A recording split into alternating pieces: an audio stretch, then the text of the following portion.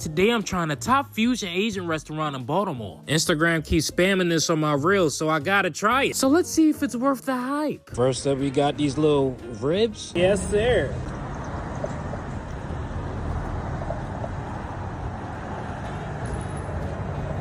Yeah, just off this, I know how this meal is about to go, man. It's a little bit more on the sweet side, salty. It's not crazy tender, but yo, this is a good rib, man. I got 4 fat ass pieces too, man. 8.2.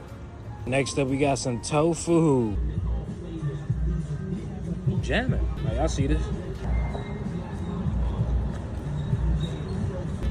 I mean, it's cool for real. I think what's carrying this is the sauce, bro. I've never had tofu in my life. It's like a healthy tater tot. 7 out of 10. Let's see if this shit banging. It's a little messy, but that was never a problem for me. Too much.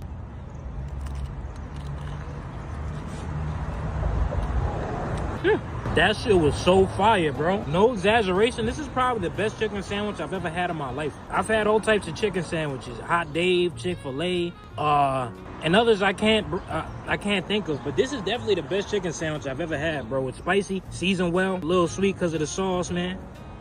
And the buns just melt in your mouth, man. I like these buns, man. Yeah, this was definitely worth the drive. I live in Howard County, by the way. This drive was 30 minutes. Would I bib here again and try this again? Of course. What the f? This shit is fire. 9.7 out of 10. All right, now let's try this bev. I just don't like sparkling water. I give this a 5 out of 10. Angela Davis is one of the few great long-distance intellectual freedom fighters in the world. From the revolutionary mass movements of the 1960s to the insurgent social motion in our day, Angela Davis has remained steadfast in her focus on the wretched of the earth. In stark contrast to most leftists in the academy, her structural analysis and courageous praxis have come at a tremendous cost in her life and for her well-being. As a new assistant professor of philosophy, she was demonized by Governor Ronald Reagan in California. The University of California Board of Regents stripped her of her academic position owing to her membership of the Communist Party. She was put at the top of the FBI's most wanted list, on the run from the police forces of the U.S. empire, and incarcerated after her capture. Her grace and dignity during a historic court trial electrified the world, and her determination to remain true to her revolutionary vocation in the intense international spotlight has been an inspiration.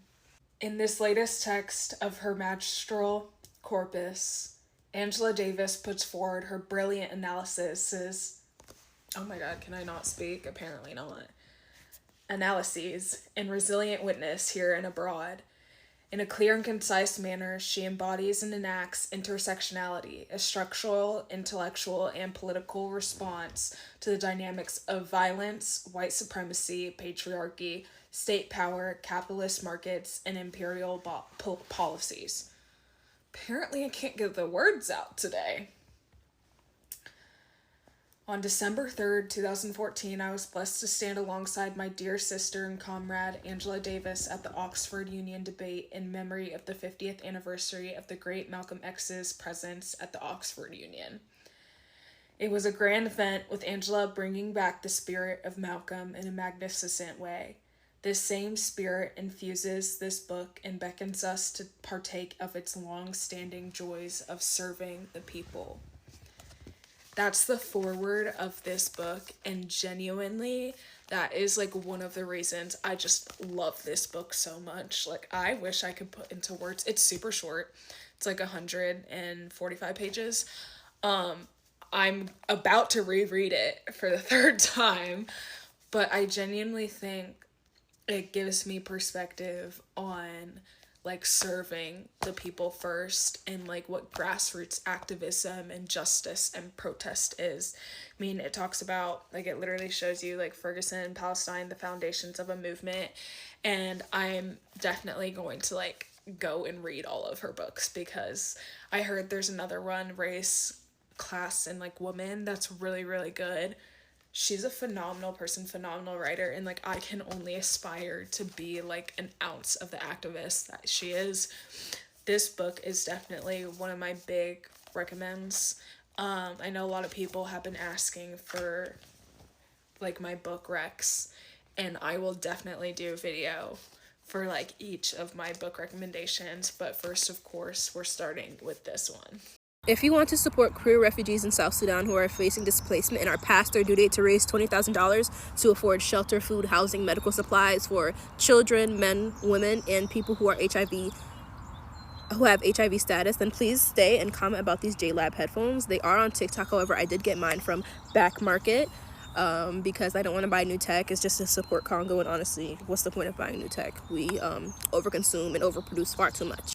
You can see on the profile of this account I included a Venmo, my Venmo, and then my PayPal, which I will be using to send directly to Sendwave to be able to reach these people in South Sudan now.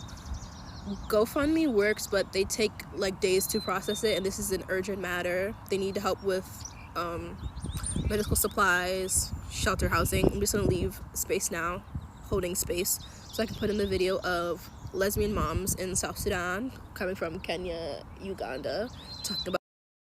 Hello world, my name is Justin, and I'm here to address our issues to you. We are a group of lesbian mothers together with our children, though some of them are not here, and we fled our country to Kenya for fear of persecution, and in Kenya we were not helped. We got a lot of challenges, and besides that, we were denied support and protection. So we decided to flee to South Sudan here in Gorom settlement camp. We thank South Sudan because it welcomed us and they registered us under UNHCR. Each one of us here is registered and is in Gorom settlement camp. Though we are having a lot of challenges as ladies, as lesbians, with our children. They are not school going. We don't have food. The health facilities are not good. The situation is not really pleasing to us because some of our children, like girl children, are raped. They are impregnated.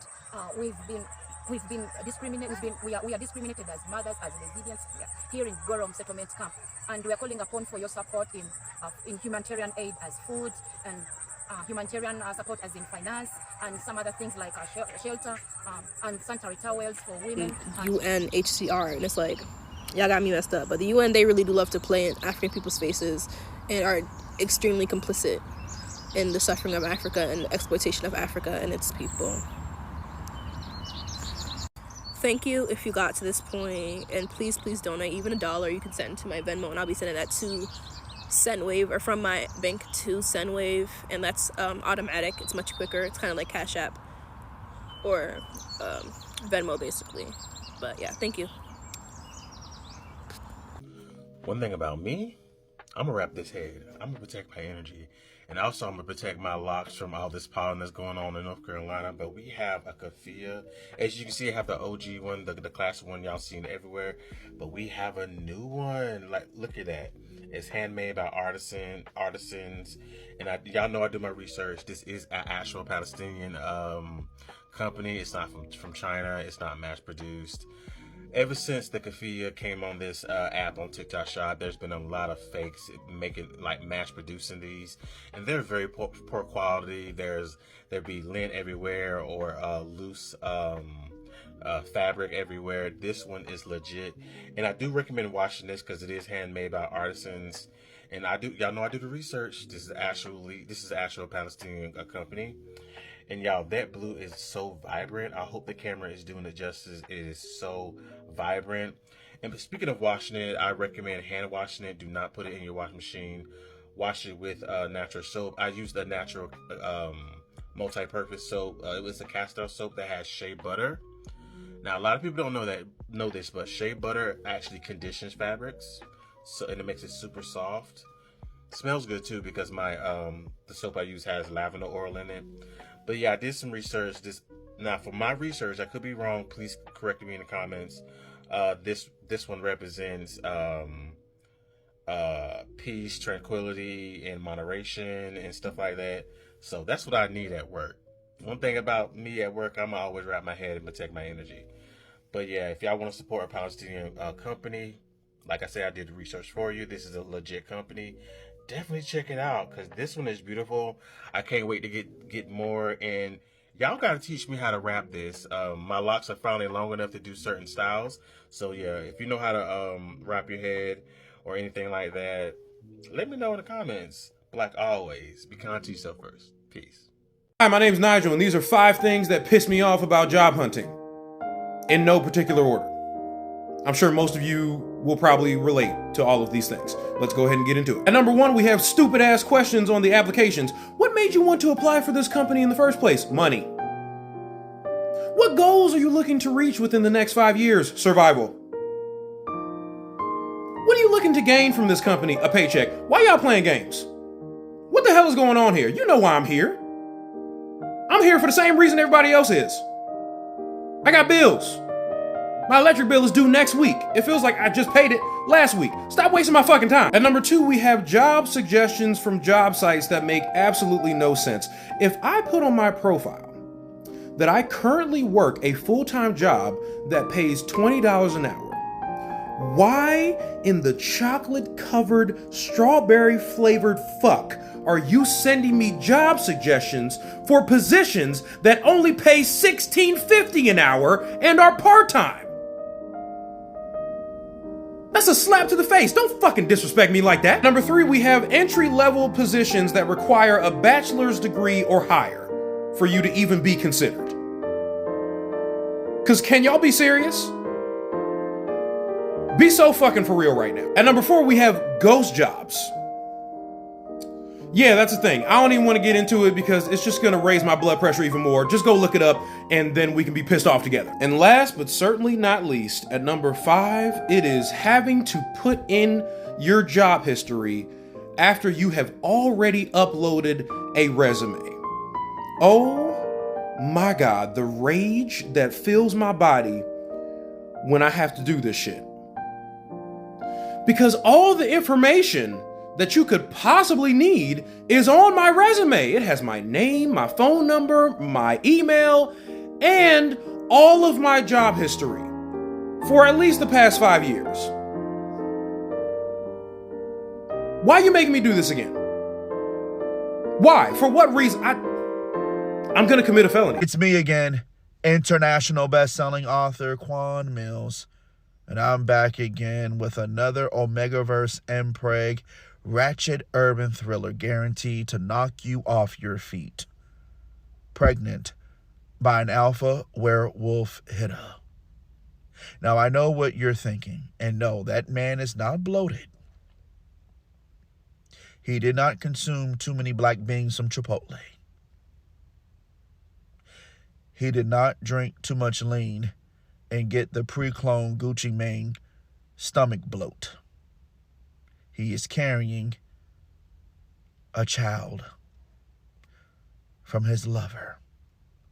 And the name of his lover is a werewolf hitter from 79th Street, from the mean and vicious streets of Chicago.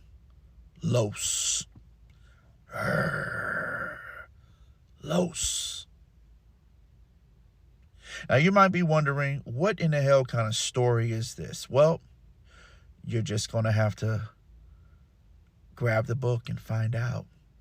Coming soon to the TikTok shop.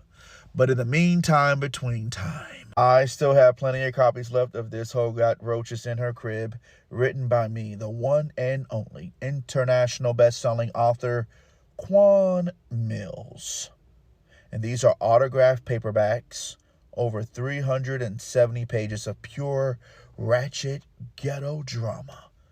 If you love low vibrational, low frequency, mindless entertainment like Jerry Springer, Maury Povich, Paternity Court, whatever, you're going to love this book.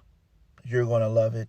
I guarantee you, especially if you love Tubi movies. You're going to love this book. Go ahead and grab your copy today for yourself, a family member, a loved one, colleague, coworker, your pastor, whoever.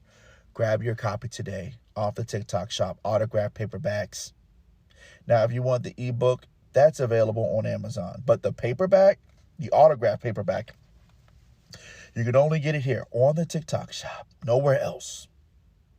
Go ahead and grab your copy today. You won't be disappointed. I consider homophobia and coon culture to be a two-front attack on black identity, right? So, black homophobia and coon culture are not necessarily separate, right? They're both rooted in the same anti-black style system. So they're here to control black people, to keep us divided, and to make us police ourselves harder than white supremacy ever could. So, black homophobia is not traditional, right? It was taught. It doesn't protect masculinity. It was designed to weaponize it. And it doesn't preserve family values. It was used to justify breaking up black families. And here's the craziest thing is that white supremacy profits off of it directly, right? Enslavers use homophobia to justify seeing black men as only breeders, right? And as black women as only birth givers. The black church was weaponized to teach us that being queer was more of a sin than being an oppressor, right? And the white gaze made black masculinity so fragile that anything outside of hypermasculinity became a threat. But here's how it turns out, though. Black men feel like they have to be aggressively straight to prove they're real men. And y'all see this all day. All day. I be having to tell my homeboys, you do not have to convince women you're straight. Ever. Right? And black women feel like they have to be hyper feminine and submissive to be real women.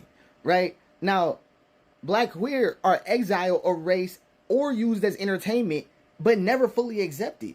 But who benefits from this? Not us, right? Now, you got to keep focused with this result section. This is about about homophobia and coon culture. This is about how coons talk to us. We hear these voices. And a coon isn't just a sellout, right? A coon is a tool of white supremacy. So a coon culture is when black people internalize anti-blackness and enforce it on each other. That's how I see it, at least. So when a black person goes out of their way to protect white supremacy while attacking their own, you're a coon. So telling a black person just to work harder instead of addressing systemic racism, a coon. Denying racism exists unless a white person agrees with them, still a coon. Siding with the police against their own community, still a coon. Criticizing black culture but never criticizing white violence, still a coon. Matter of fact, and those people who say it's okay when white people use our hairstyles and we're all like, it's just all good, coon culture. But here's the connection. Coon culture thrives on homophobia because a black person who's free in their gender and sexuality is a black person who can't be controlled, right? Because they're not subject to any of the systems. A black man who doesn't need white validation to prove his masculinity is a threat inherently, right? And a black woman who refuses to shrink herself for male approval is a threat, right? A black queer person in this context is the most unapologetic versions of a black person, right? Especially in this system. That's why coons and white supremacy attack them the hardest. Homophobia in black spaces is just another form of cooning, because policing blackness on the behalf of white supremacy is insane. So here's the solution, right? We just need to stop letting white supremacy control how we see each other, right? Black love includes all black people. Black masculinity doesn't need to be violent to be valid. And black queerness is not a threat to black unity, right? White supremacy is a threat. But all that other stuff is nonsense, right? The power move is destroying the coon culture, right? By destroying the homophobia in our communities. Because a free black person is the biggest threat to a racist system. A free black person. Okay, not just you get it. Y'all, look, it's my first day as a sub. I'm subbing elementary school. Tell me why the tea is hot. Tell me why the tea is boiling over. So look, I take attendance. I get the roll call out the way. I'm over here sitting at my desk chilling. A little girl walk up to me. She say, Jay not in. I'm gonna call him Jay, because I ain't gonna put all his business out there. But she say, Jay not in his seat. I said, I mean, like, is it that serious? She said, yes, it is. I said, girl, why?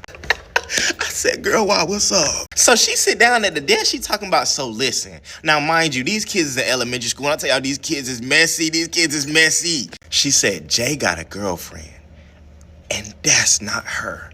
I look over, why Jay sitting beside a little girl and they over there sharing French toast sticks? I said, what? I said, who is Jay's girlfriend? She said, she not here today.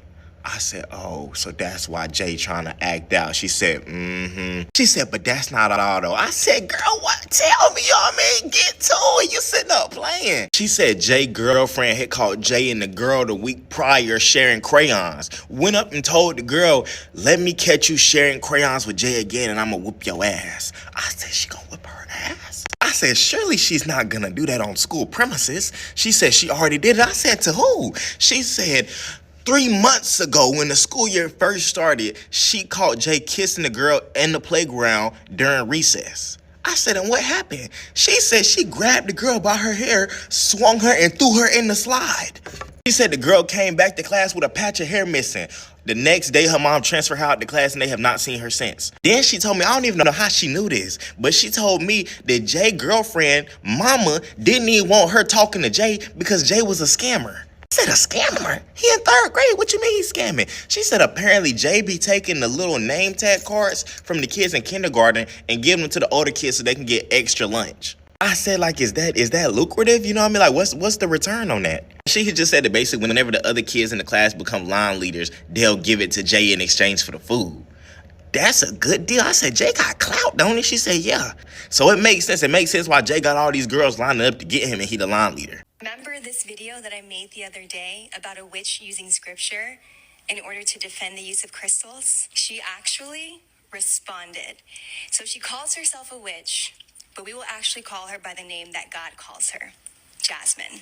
So Jasmine reached out and she wants to go live. And of course, y'all know, I agree. Just for clarification, if your goal is to call me by the name in which God calls me, I wonder if you can hear God's voice at all, because my name is Ebony.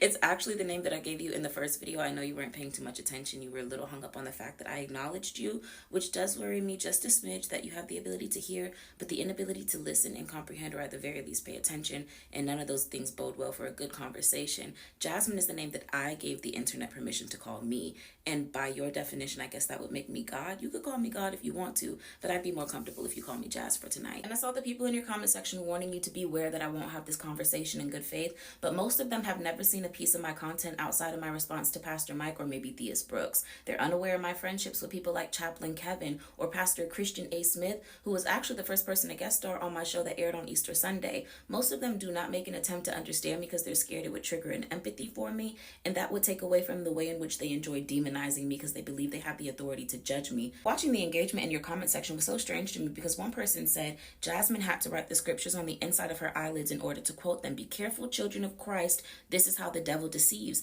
And that comment had 162 likes. I fear you're being supported by a very unserious bunch. So while you're praying for my deliverance, I'll be praying that God shows you how to utilize the critical thinking and intelligence that you complimented me for having. See you tonight at 8. They are digging up so much copper in Congo that they are hitting the water table and causing seismic shifts in the earth. But that's not the big story according to Bloomberg or mining.com. According to them, global finance is going to be heavily impacted by this rise in the water table, this flooding in Congo's copper mines, because this will affect the global demand for copper, the global demand that is driven by things like unprovoked wars. Everything connects to Congo. Why are we talking about this? Why are we spreading awareness? Because of the human cost. Copper is used in everything from the ammunition that is used in these endless wars to water and electrical piping, electric vehicles. Everything needs copper, and Congo is paying the price. The people of the copper belt of the DRC are paying the price. If you go to my bio, you will see my Congo campaigns. There you will find Empower Her, an initiative that has been started by a Congolese activist and humanitarian, Melody Ntumba. She is from this community in Congo. Please go and support this initiative, support these women, support these children. Melody, in an interview with me, said that children in her village are blacking out in the middle of class, in their classrooms, because of the water, of the toxic water that they are drinking. It is affecting their everyday life. Farmlands have been polluted. So on top of this refuse from these companies being dumped into rivers and water sources and killing fish and being let up into the atmosphere to be breathed in by pregnant women, on top of that, now underground water sources have been permanently damaged by these copper mining activities. Ivanhoe Mines, some other shareholders are Chinese, 20% is owned by the DRC government. Nothing is going to change unless international attention and pressure is put on these stakeholders, on the policymakers in the DRC, so that something is changed, so that real structural change is achieved here in the Copper Belt. Thank you for listening, and free Congo. Who is your dream queer rotation. I know this is wild, but I think JoJo Siwa would be fun to smoke with. She would get crazy in a crazy way. Hi, I'm Ananaya. This is Gaydar. Today we're going to find out if you're gay, straight, or a homophobe. Who was the first openly gay SNL writer? We'll start off easy. Writer? Damn, I literally worked there. Is it Bowen? It's Chris Kelly. Oh, you know, Sashir. Sashir is gay now. Now. Which one of these people is a trans activist and which one of them is a transphobe? This is the trans activist. That is correct. What's her name? That's where your allyship is. Sarah McBride is the first trans congresswoman. The other person is Harmeet Dillon, who is a far-right transphobic lawyer who Trump appointed to Assistant Attorney General for Civil Rights. Damn. Which cast member from High School Musical is gay? It's not Sharpay's brother, right? Yes. Ryan? Yeah, it is. Yeah? The person who played Ryan is Lucas Grabeel. How the do you say this? Grabeel? Grabeel! Lucas Grabeel from High School Musical is gay. Who is your dream queer rotation? I know this is wild, but I think JoJo Siwa would be fun to smoke with. I'm gonna give you grace here. I can't think of any more gay people. Yeah, Bowen. Okay. Wanda Sykes. Period. Why is JoJo there? I'm just pulling names out of my Why ass. is JoJo Siwa there? Which celebrity do you think is going to come out in 2025? I think is almost there. Ooh, this is one I don't know if we can air. When he was fingering his little guitar and there was fog on the stage and I was like, uh-oh, we're cracking the egg. What is a canon experience for a gay child? Going to prom with somebody straight. A situationship that lasts far too long, almost a year. Not you shading me on my own show. I was also going to accept Googling, am I gay? Having a crush on your babysitter. Is that real? Being obsessed with Orange is the New Black and not knowing why. We got to check in on our writer. If I had to guess if you were gay, straight, or a homophobe, is it really a guess at this point? Are you gay? Yeah. Yeah. Many doctors still believe that black patients are less likely to feel pain based on false beliefs about skin thickness. There's the myth that black patients have less nerve endings or that their blood coagulates more quickly. My name is Joel Burvell. I'm a fourth-year medical student, but online I'm better known as a medical mythbuster for creating short-form content about racial biases in medicine and the ways that healthcare needs to change to be more inclusive for all populations. Let's talk about the racialization of X-ray radiation. Did you know that artificial intelligence can actually exacerbate healthcare disparities? There's a racial adjustment in a common prenatal screening blood test. I started creating content in the midst of the COVID pandemic. At the time, I was thinking a lot about what it meant to be part of a field where less than 5% of physicians are black, and also what it just meant to be able to have a voice. And then I learned about pulse oximeters. This is a pulse oximeter. It measures your blood oxygen saturation level, but studies have shown that it doesn't treat all skin tones equally. A recent study found that pulse oximeter differences were associated with Black, Asian, and Hispanic patients receiving less supplemental oxygen than white patients. I was so shocked that I had never learned this, and so that was my first video that I posted. And within 24 hours of posting my video, it got over 500,000 views. And there was nurses and doctors saying, I had no idea about this disparity with pulse oximeters, yet I use this device every single day. And on the flip side, there was patients saying, I wonder if this is why my loved one passed away. And reading those comments made me realize that we don't talk about this in medical school or anywhere else. So for me, one of the big things I'm trying to do is connect how the socio-political and economic factors of the world that impact race connect to these larger systemic issues of health. In medical school, for example, I often heard that black patients are more likely to get asthma, but we never talked about the socio-political reasons why, where it's actually nothing to do with race, but had everything to do with the fact that redlining led to black communities to be closer to factories. And so really what I'm trying to do is highlight the research that's out there that shows that the way we're thinking about it is wrong. Authors estimate that without this disparity, black patients receiving additional help would have increased from 17.7 to 46. And with every video that I'm creating, they're all 30 to 90 seconds, but my goal is to talk as if I'm speaking to my mom, my brother, someone who I love, and I know that I would want them to have this information so that when they go to the doctor, they feel as if they have a little bit more autonomy in understanding what's happening to them. So the new Apple event for the iPhone 16 took place a few days ago, and there's a lot of new features coming that I don't see people talking about. So I'm gonna take you guys through all the psych. Yeah, psych, bitch. We gonna take a moment to talk about all the human rights atrocities that take place in the DRC so that them ugly ass phones can get made. And if you scroll away, your firstborn will die of sudden heart failure on the way home from the hospital. Yeah, I'm wishing that on you. Let's get into it. I made a video similar to this last year when that iPhone got revealed, but since then, Congo has actually filed criminal complaints against Apple for their continued pursuit of slave labor in the region. Child slave labor, to be exact. And if you've been following this issue for at least a year, you had to have heard of the group M23, the rebel group. They're funded mostly by Apple. Your Apple iPhone, your Apple MacBook, your Apple earbuds, your fucking headphones, all of that. The rebel group enforcing slave labor, the rebel group doing the smuggling. Apple is the entity most responsible. They put the most money into making sure this can happen. Look at that picture. Look at that.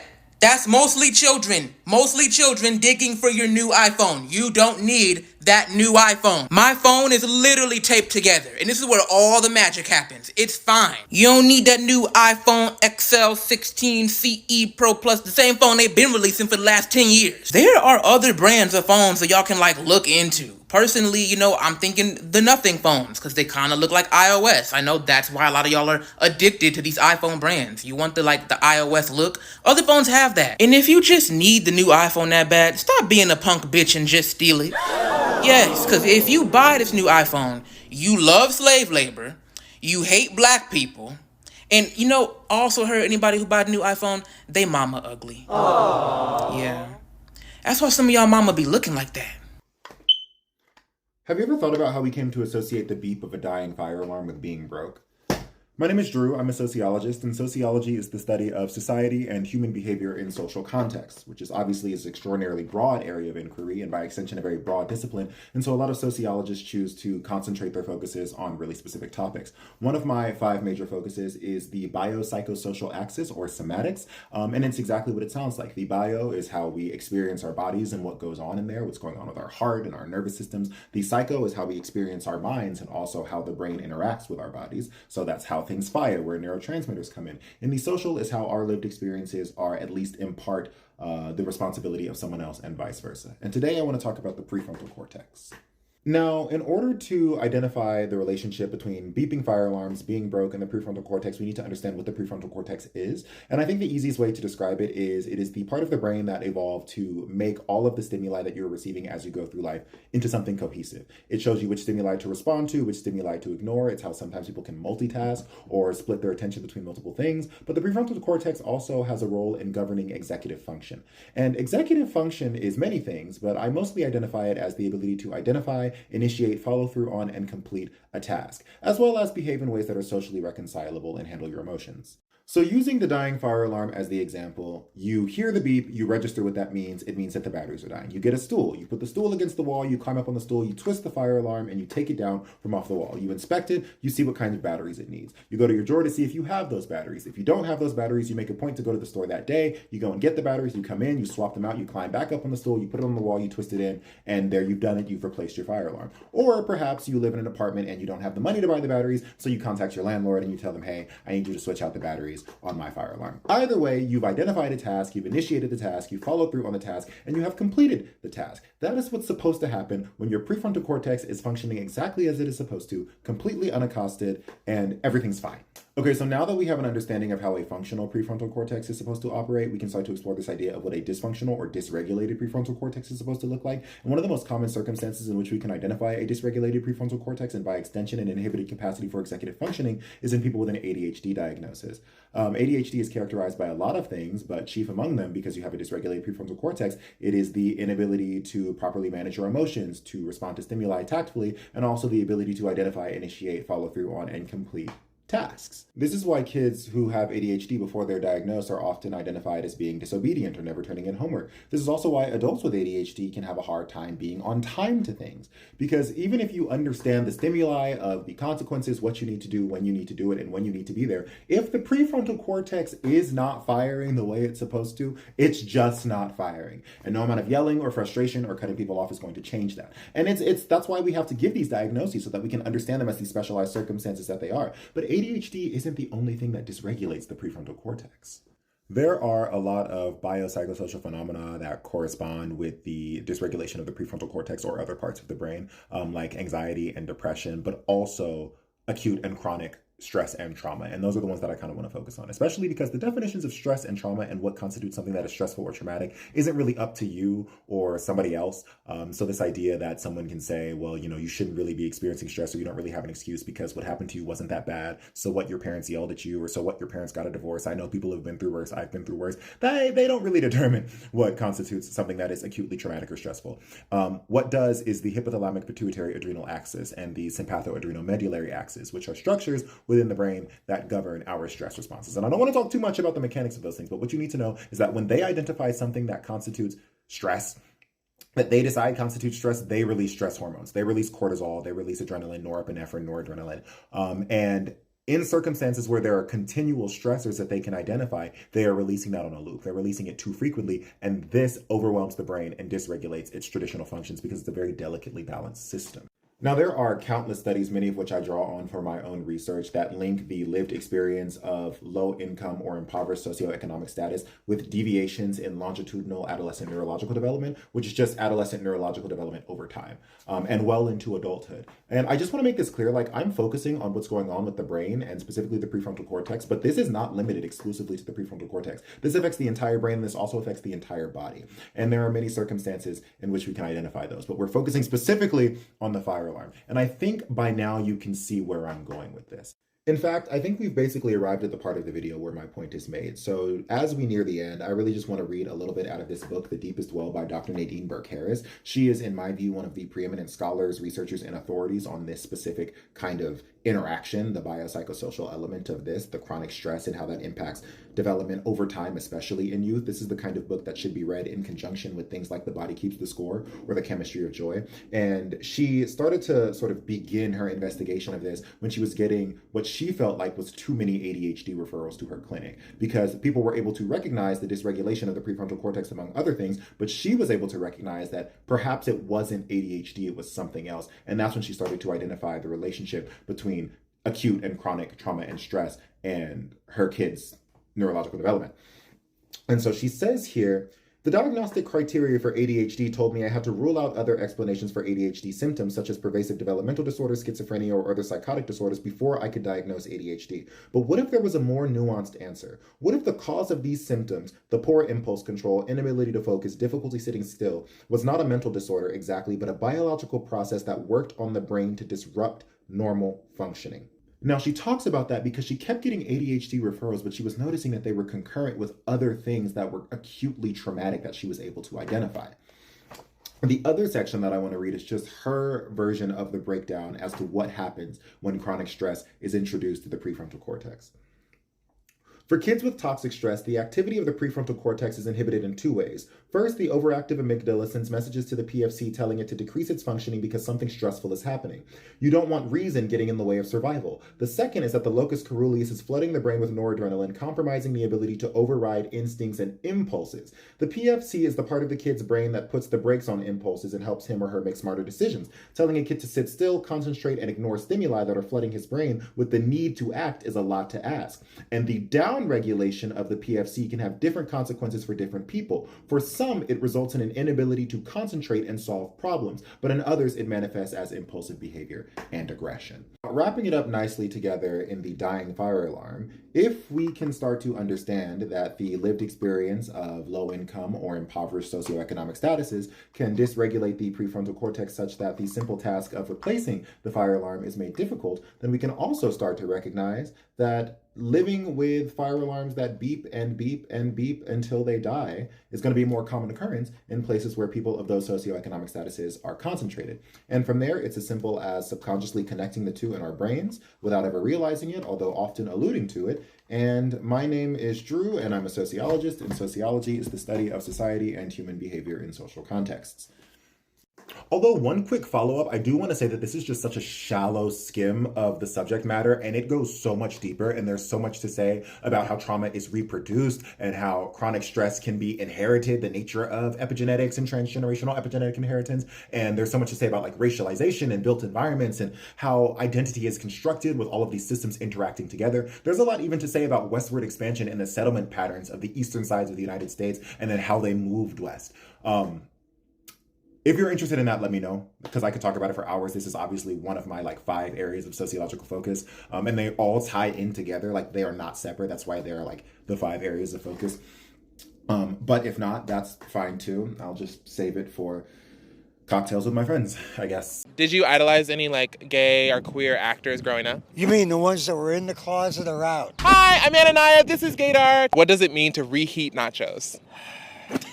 It means you like them crispy. So the gay version is like taking like an older idea concept that people have done before. Who was the Black lesbian activist / poet known for the development of intersectional feminism? Audre Lorde. Yes! You're doing great, by the way. I don't know if you needed my my affirmation there, but you're doing great. That's okay, I don't mind. I worked a snack bar with Stormy DeLavere, who punched out a cop on the night of the rebellion. Because we don't call it a riot. The cops rioted. Yeah. And we rebelled against the cop riot. Give me a break. What does it mean if someone is... That don't mean What? I never do this shit. It makes me a little light in the loafers.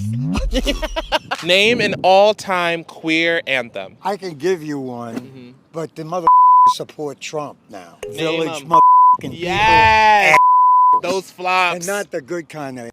Oh, what is Sage Serves? Well, that's the senior center. And in fact, I'm the chairperson of the Absolutely. Sage Advisory Council. Yes, you are. What's the most different thing about being queer in the 80s versus today? I actually carried an axe in my purse. Her name was Lucille. Period. Are there any like queer icons that you think people younger should know about now? Marsha P. Johnson, Sylvia Rivera, Stormy DeLavere, Miss Major, Period. Venus Extravaganza. I can keep going. I live. If I had to guess if you were gay, straight, or a homophobe, I don't think you're a homophobe, and I do want to kiki after this. Are you somewhere in the queer umbrella? Am I somewhere in the queer Yeah, umbrella? I can't really tell. Let's use that for an answer. Right. Divine.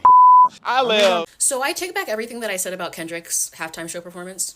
I take it back. I'm sorry. I didn't know what the fuck I was talking about. So I made a video saying that Kendrick Lamar's halftime performance at the Super Bowl wasn't revolutionary, but it was for the culture. And that accepting to perform at the Super Bowl in and of itself is playing into the United States manufactured entertainment scheme. And although I still agree with some of those beliefs that I held, intelligently, I decided to not take my video down, but leave it to friends only so that my mutuals could continue to comment on the post while I consumed more information. Just heard people talking about it a little bit more. Someone pointed out that Zulkanan's decision to hold the flag up in itself is a revolutionary act. And I said, dang, you got me there. That's true. And then someone else pointed out that Serena Williams got booed by like women's tennis for crip walking after she won a tournament. And now she's crip walking at the Super Bowl. And I said, okay, that's fair. Okay. And then I found out that Samuel L. Jackson was an usher at MLK's funeral. Ooh, I ate my words up. And then my friend told me that Super Bowl halftime performers don't get paid by the NFL to perform. Their performance in itself is an advertisement for their music, basically. So they are kind of getting paid for it, but not really, right? Not in the way that I thought that they were. It's not a job that they took like Snoop Dogg did for Big T.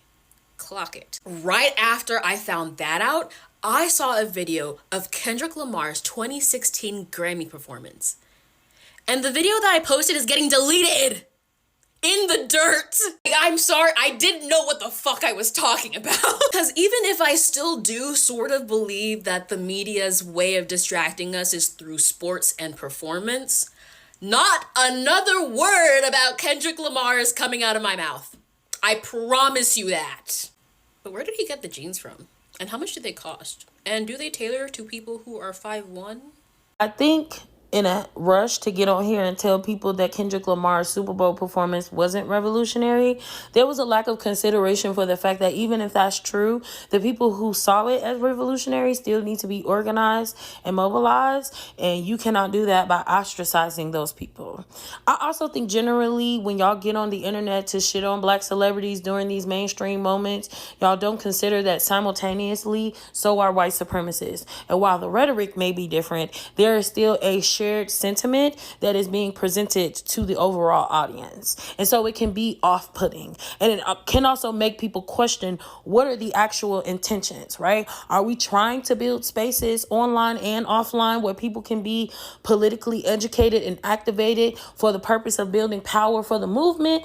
Or are we just trying to build social clubs where people share our politics, or echo chambers where people agree with us, or choirs that we can preach to, right? And again, how does that differentiate us from the enemy? And as an organizer who also provides radical political education and organizing training to young Black girls, femmes, and queers, specifically under the age of 18 in my city, I cringe when I see this type of messaging that is effectively just ridiculing people for where they're at politically. One, because one of the main organizing principles is meeting people where they're at, right? And Asada taught us that we have to love each other and support each other if we are going to lose our chains. So we cannot shame people into liberation, right? And it also just screams a lack of responsibility to those baby radicals that are new and fresh to developing their political analysis, that may be following you and using your content to help them develop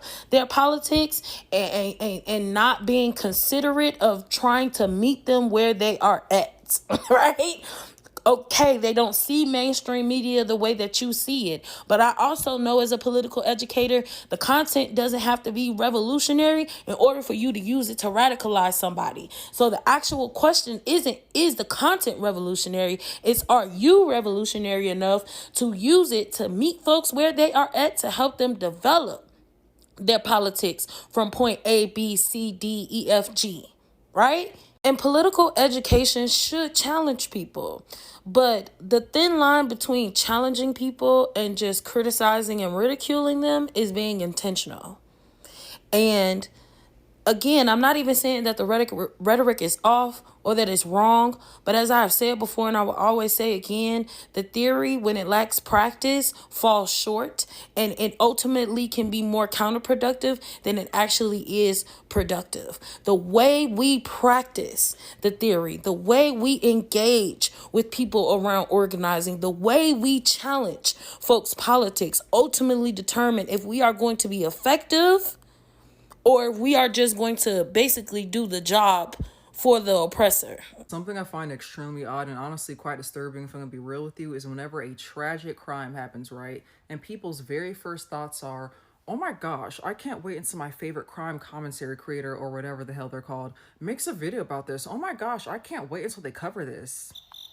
Excuse me? My For You page today, I saw a video of someone giving information about a little girl in Korea. Her name is Hanul. Please correct me if I'm pronouncing her name incorrectly. Hanul's 8 years old. I read how her dad said she loves the group IVE and absolutely adores Wonyoung, collects all her photo cards, will watch everything about her, even said how she wants to be like her when she grows up. Also saw a picture of her, cutest little girl, smile just full of joy, right? But unfortunately yesterday, or probably 2 days ago now, she was murdered by her own teacher while she was at school. And I just want you to sit and guess at what that comment section looked like. One would think that when someone dies, murdered at that, you know, they didn't die of old age. It wasn't natural causes. They died because another person, a monster, thought that they had the right to take their life away from them, that they had the right to cut their life short. You would think that someone who is murdered, let alone a child, there would be some empathy. You would just assume that when you see a post talking about a child who was murdered, the comment section would be full of, oh my gosh, sending my love and prayers to the family, sending my condolences. No parent should ever have to experience this. That child had their whole future ahead of them. This is absolutely tragic. I pray the family gets the justice that they deserve, right? But no. You want to know what the comment section was full of, though? Stephanie Sue. Stephanie, we need Rotten Mango on this. This is just one of the many comments talking about Stephanie Sue under that video. I'm showing this one because it actually pissed me off the most. What is wrong with you people? Like, genuinely. That comment section just reminded me of a TikTok I saw about a year ago that I think a lot of you crime lovers should think about before you make disgusting comments like this. Basically, the TikTok said something along the lines of me scrolling down my For You page and watching a TikToker do a get ready with me while casually telling a story about how my little brother was brutally murdered. I need y'all to really sit on. There's not many types of content that I dislike, but that type for sure, I can definitely say with my whole chest, I hate it. I'm not saying that these creators need to be crying and throwing up while they tell these stories, but something about seeing All right, guys, do my makeup with me while I tell you guys about the story of this 12-year-old girl who was trafficked, assaulted by 10 different men, and then dismembered. What are we doing? I don't know what y'all's parents did or did not teach you, but body language and tone is everything. Hold that piece of advice with you throughout life. This is no shade to Stephanie Sue. I don't watch her content, but her fan base, y'all need to tighten up. This doesn't only apply to her fan base. This is for everyone who consumes this type of content. I don't think learning about stuff like this is bad. I actually think it's very important to be aware of this stuff, but how you talk about it and how you learn about it, very important, because a lot of you are desensitized and don't even realize it. I've seen videos before of people trying to speak on how a lot of consumers of this content are desensitized towards it, and of course they're in the comment section, no we're not, no we're not. Like I said before, I'm not saying that when you watch these videos you need to be crying and throwing up, no, but I will say actions speak louder than words, but in y'all's case the actions and words are loud as fuck. One thing I hate is having to make up scenarios for people to have some empathy, but bro, imagine if it was your mom, your dad, one of your siblings, your best friend who went through something absolutely traumatic, and you have a bunch of randoms on the internet saying how they can't wait till some YouTuber talks about it as if it's tea. Imagine scrolling on your For You page and seeing a damn TikToker doing a get ready with me, a makeup tutorial, a mukbang, just casually speaking about how someone close to you, someone that you know personally went through a traumatic experience as if it's just some book. You wouldn't like that. You would be furious, and rightfully so. Keep that same energy when it comes to these victims, whether they're dead or alive. Watch how you talk about them. You should not be rejoicing because another person went through something so tragic, something so horrible that you couldn't even bring yourself to wish it on the worst person you know. You shouldn't be happy that someone went through that because you'll finally have something to watch while you eat. You'll finally have some background noise while you cook or clean. I feel like when it comes to these tragic cases, a great way to not be desensitized towards it is to do your own research. The amount of times I've seen someone post literal articles about a tragic case in the comment sections full of, oh my gosh, I can't wait till my fave talks about this. I can't wait till such and such makes a video about this. I need that video.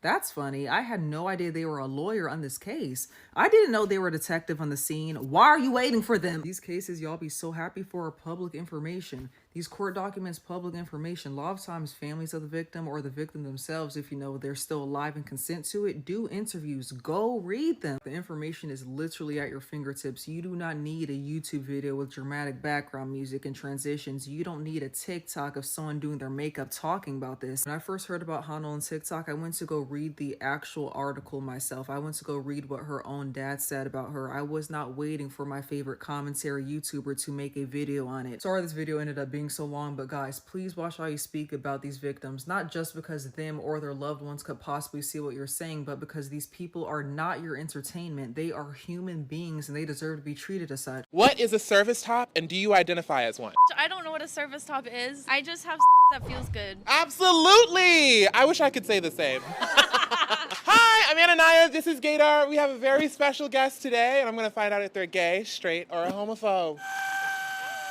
Rank these cereal mascots in order of queerness. The Lucky Charms leprechaun, the Trix rabbit, Fruit Loops Toucan Sam. Least gay Trix. Trix is for kids. It's a tie because Toucan Sam is a Fruit Loop. The little Lucky Charm is on a rainbow. I feel like the middle ground is let's just be Fujoshis and they start kissing. What album made you gay? I would say Jagged Little Pill, Alanis Morissette.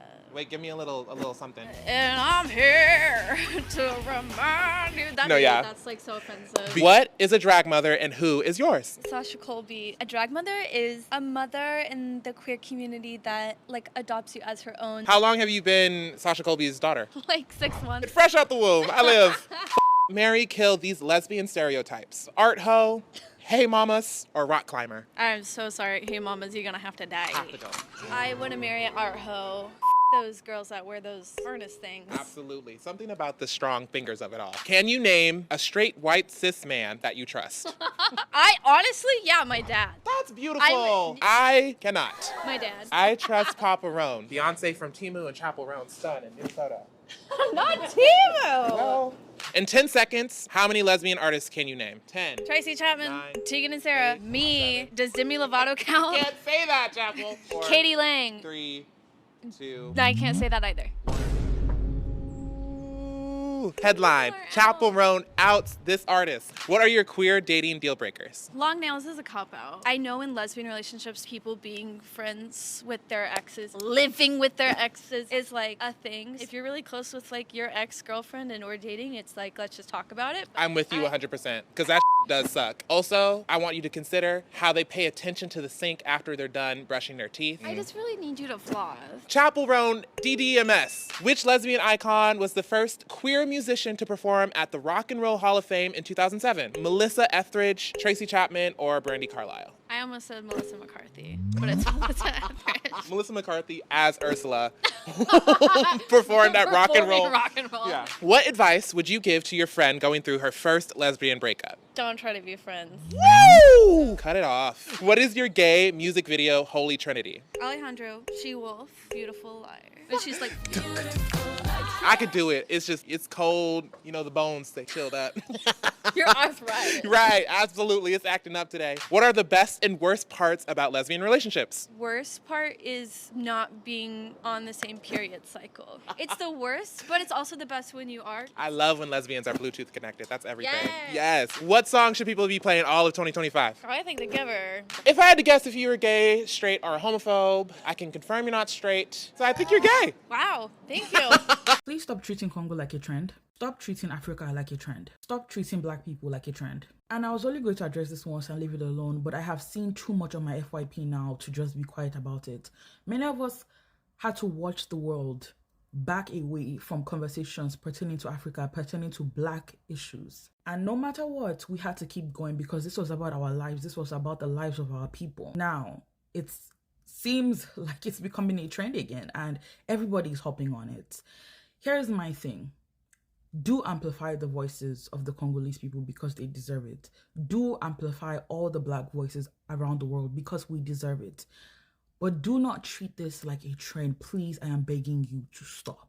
If you're moved to make a video about any of these issues, about Congo, Sudan, Cameroon, about Cop City or modern day segregation or mass deportation of immigrants, please do not treat it like a trend. These are human beings. In Goma right now, there are hundreds of thousands of people who are being displaced, who are losing their homes. Women are being raped, men are being unalived, children are experiencing both, in addition to being made child soldiers. In America right now, black women, children, men, regardless of whether or not they are African American or immigrants, are terrified for ourselves. And this is not the time for us to be used as trends. If you are going to speak up in a way that helps amplify the voices of the people who are speaking up, who have been speaking up. Give people actionable items. Don't just come on here and repeat the same things that we have been saying on here for well over a year now. Act like you actually care because we are not your tools to grow your platform. This is not a trend. We are human beings. Having said that, please support our project for Africa to help support the displaced people of Congo and across Central Africa. In the caption, I will tag some content creators, organizations, and individuals who are on the ground, who are doing work, or who are just helping any way that they can. Please do well to follow them and support them as well. All safe hands on deck. It's not just about donating. It's not just about commenting. It's really about caring truly, deeply about the people you are advocating for. Are your hands safe? Put them on deck for the people of Africa. So the M23 rebel group in Congo has successfully taken Goma. And I'm trying to wrap my mind around the current outrage for Congo. Not to say they don't deserve it, but a lot of people, a majority of you who are coming online now, screaming and angry, you stopped caring. You stopped talking about Congo. You stopped engaging with content that has to do with Congo. You stopped. But now suddenly you're so angry and you're so shocked and you're so concerned when for months on end we have come on here begging you to not look away, begging you to not stop talking about Congo. And many of you put the Congolese flag in your bios, in your usernames, and then once the whole thing stopped bringing clout or wasn't being talked about as much, you dropped it just like the rest of them. Over 300,000 people have been displaced in Goma because of what is currently going on. And it was supposed to be the hub, well, for the most part, for people who were internally displaced. And now those same people are being re-displaced. Can you just imagine what children, what women, what men, human beings are going through simply because Governments are failing them, and then also civilians are failing them. People are looking away from Congo, and no matter how many times we come on here to beg, people don't just seem to understand that this is people's realities every single day. My organization cannot house hundreds of thousands, millions of people, but we can do our best to support as many people as possible. We'll be partnering with Mr. Elvis to build stable temporary shelters for at least 10 families, 10 large families. There is a link in my bio. Please donate to that link to support this project. My organization is also looking to build a village in Chad, in Central Africa. This will also be supporting the Congolese people because they have also been externally displaced into Chad. Please support that as well by donating to that link or by buying off the wish list. Do not let this video disappear into the noise because we are all that they have. All safe hands on deck. Black people are the only ones who constantly get questioned about their existence in fiction. And before you come up with an opinion, let me explain to you about this comment asking me, why are all your characters black? Let's be clear, the beginning of my universe, I made my heroes look like me, just like every other creator in any realm of fiction.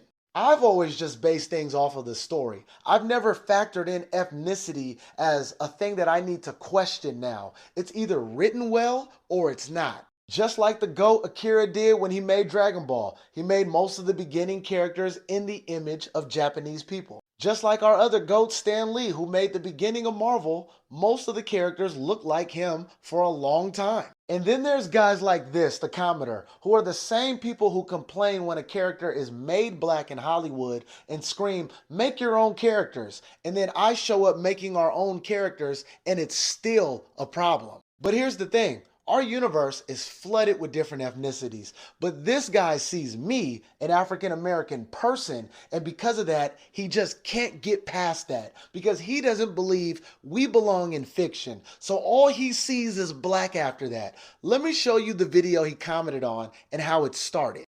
I created every comic book character I'm about to show you. This is Blasted, the Mayan god of ink. The Mayan god, keyword, Mayan. I know this person's probably not educated, but that already lets you know the person under that mask is not black. They're Mayan. That's indigenous people of modern Mexico. Let's look at some more of them. This is a part of our outer space journey. This is Decimus and this is Alina. These two aren't even human beings. They don't belong to any ethnicity on planet Earth. But look, there's more. This is the rogue assassin Seraph. He is a Kali warrior. I wouldn't expect anyone who leaves a comment like this to have the mental capacity to at least Google something before they speak if they don't know what it is. A Kali warrior is also another ethnicity. For the most part, if you're a Kali warrior, that is something that comes from the Philippines. So those characters are Filipino. And there were other characters that I shown that were also other ethnicities, but he can't get past the fact that he saw me, a black person, making characters in fiction, and now he has questions. The only questions you should be worried about is, are the stories good or not? But just so you know, for future references, there's gonna be a lot more black people added to this universe. And to answer your question, it's because I can. Check out our books on TikTok Shop and follow at Impound Comics on all platforms. There's a trend on here where white dudes are basically just fantasizing about killing niggas. But I'm not here to complain about that because I know that's y'all's nature. What I want to talk about is how this whole racist dynamic between white men upon black men is not only predatory, but it's homoerotic. And it enhances the predatory nature. And when I say that this is not a means to demonize homosexuals or anybody LGBTQ community, but talk about how there are underlying pillars of sexual aggression when it comes to white men upon black men. And a few good examples of this, I guess, would be like white LeBron sexuals or Jeffrey Dahmer or the punishments of enslaved African people during their punishments, because these weren't just whippings. These were acts where either a black person would be stripped fully naked to be humiliated and assaulted, or even forced to cannibalize parts of themselves. So to see now in this TikTok trend where it's white dudes, they're making this fantasy about having either a hero's last stand or killing a perceived great beast. It's like this only enhances what has been in my mind ever since reading The Delectable Negro, that being black in America is like being food. When we walking around with a bunch of predators. I mean, because when it's not pure hate, that could lead to them sinking their fangs into you and you losing your life to a vicious predator. They marvel at us like we're like great catches, like fish. And Vince Woodard even details an example of this when he cites Olaudah Equiano's narrative in The Delectable Negro, where they talk about how he's basically stripped naked on the ship with these white dudes and they're marveling at his form. And so when Deontay Kyle talks about the fear of the black penis, it's like, that's something I already understood in terms of the Mandingo and Birth of a Nation, but it's like there is a complete inhuman fascination with us that if the hate isn't there, it's creepy. And so this trend is very similar to like when men will sit here and make up fantasies where they get to beat a woman. Oh, she did it to me. Like, no, bro. If a woman put her hands on me, I'm leaving the scene. That's what my pops would tell me. If you're in a domestic altercation, you gotta go, flee. And so I'm not here for no wrestling. I'm not here to fantasize about the people I would take out. Granted, I would not want no white dude to step to me and go crazy. Because I'm not going to lie, I'm either ending up dead or he's ending up dead. Because y'all motherfuckers is very scary. And when I'm reading The Delectable Negro, this only enhances that. Because the accusations of depravity, of barbarism, of cannibalism on African people were in reality projections of European colonizers. It's the entire culture. The South was known as a cannibal nation for a reason. Like, this is the history. So when I'm on the podcast talking about this is a cannibal nation, they eat niggas alive, I'm not bullshitting. It just doesn't sound sensible on the surface. Because this is a different type of consumption. Before they eat us in a figurative sense, they drool over us. That's what this is. And this is no greater example. And so I'm making this video not as like oh my God, these white men are so nasty. Y'all been nasty. Y'all don't wash your ass. This is about the fact that like y'all don't realize how weird this is. Like, y'all freaked out. Y'all got a crush on niggas and it shows. But I don't mean this to demonize homosexuals. It's just said these white men are a lot more obsessed than they realize. Like, a nigga pretty, but you can't bite on me, gang. Alright, you can't do that. Still watching the video. Read your favorite artist comic. Eat Kings on Webtoon. We got the clairvoyant shawty. We got the mad nigga. We got the chill nigga, bro. Let me not minimize my characters in such a way. But it's a fun story. I gotta get my new Apple Pencil. So when I write this new chapter, y'all better be there to read it, because I got a chapter come out next week for free. But if you want this shit early, join the Patreon so you don't gotta wait. Or watch the YouTube if you don't know how to read, I guess. It was 5:30 a.m. when ICE came to Esther's apartment. ICE stands for Immigration and Customs Enforcement.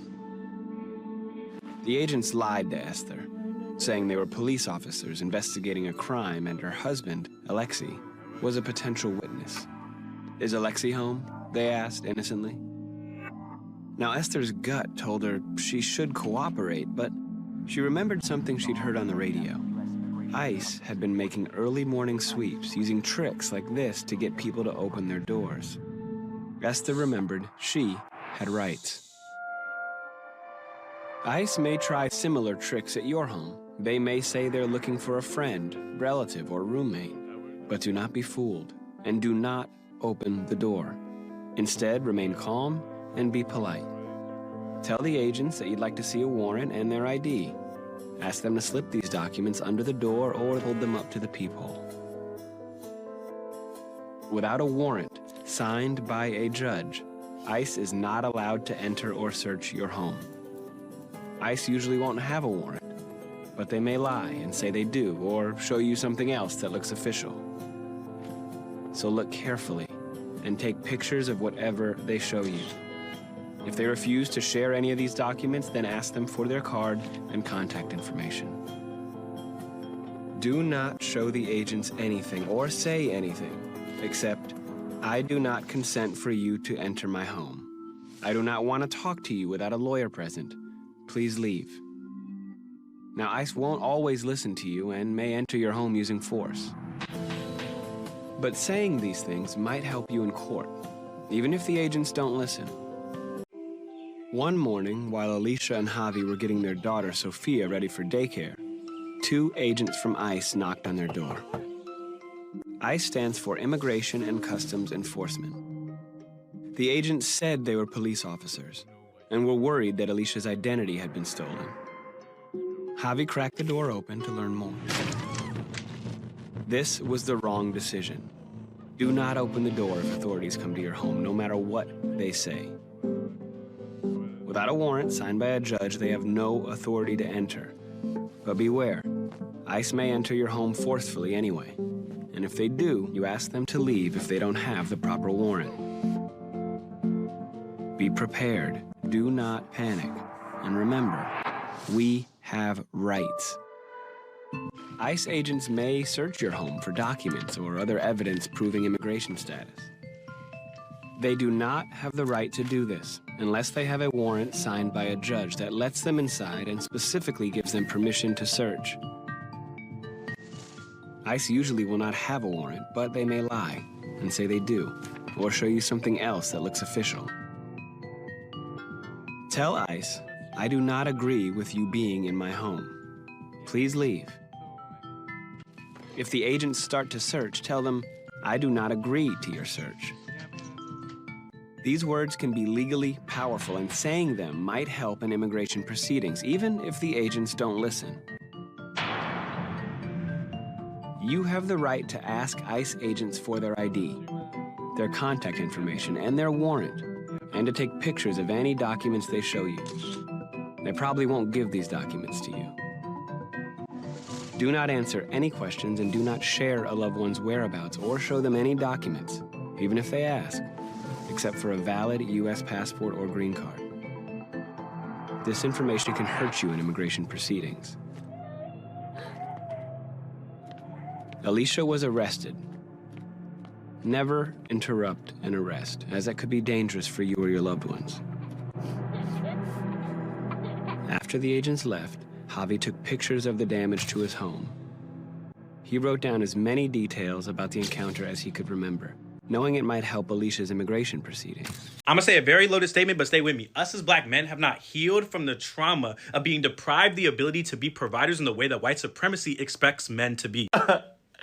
Yo, it's been 3 months. I'm so sorry. Honestly, let's just get straight into it because I'm just so sorry. I have nothing to say. So a couple weeks ago, I seen everybody named mom talking about how black men don't go to college. Now, I'm a black man that goes to college. I go to Stanford University. Now, I wasn't going to speak on it, but I'm circling back. I am now. Now, before I say what ways I do feel, I'm going to say what ways I don't feel. I seen one take that said the reason that black men don't go to college is because black women will still date black men that didn't go. That, to me, is nothing other than a reactive, piss-poor attempt of trying to shift the blame back to black women. I'm just not engaging in any of that. The second thing that I'm not going to engage with is a lot of people are bringing up their personal experience in this conversation. And listen, ain't nothing wrong with the anecdote. My thing is, if you want to tell a story, tell a story. If you want to make a take, make a take. But don't tell a story and have that be your take. Like, it just doesn't make sense because not everybody got your story. The third thing, which is the most important thing that I'm not engaging with, is this idea that systemic challenges and accountability can't coexist. And that's honestly part of a larger conversation of people wanting to make everything black and white. And honestly, that's about to be my next video, but that's not this video. So let's get back on topic. Why are black men not going to college? Stay with me. One, the systemic challenges argument that is being made is valid, right? If you're worrying about where your next meal is coming from, you're going to be less concerned with going to college. So black men do deserve grace in that respect, but the important point was made that black women are oftentimes in the same systemic position and are still choosing to go to college at higher rates. So what's the difference? Part of it is an accountability thing. And this is where the black and white becomes great. At the end of the day, us choosing not to go to college is a decision. It's a decision we ought not to be making. But another important factor that I don't feel like is talked about enough is the unique relationship between capitalism and maleness, especially black maleness. I'm gonna say a very loaded statement, but stay with me. Us as black men have not healed from the trauma of being deprived the ability to be providers in the way that white supremacy expects men to be. I'm gonna say something else. Capitalism rather have you enter the workforce as early as possible rather than let you invest in yourself now in order to increase your earning potential later. That reminds me, the fourth conversation I'm not engaging with is the college is a scam niggas. Like, you don't know what you're doing out of high school and you want to maximize your earning potential, you go to college. Like, that's just what the numbers say. I'm a math major, you know what I'm saying? Big probability guy at that. I'm not going back and forth about that. Long story short, that's the real rap. You know what I mean? Capitalism exploits the unhealed ego of black men who, mind you, were incarcerated at a rate where they couldn't be providers for so long and tries to get them to the workforce as early as possible. You know what I'm saying? So they can fill out the working class.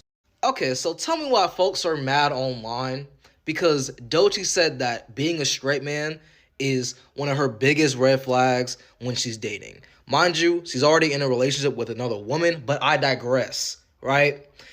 The people that are upset about this, like, their hypocrisy knows no bounds because these are the same people that will claim that it's just a preference, that they don't like bisexual men, that they don't like dating bisexual men.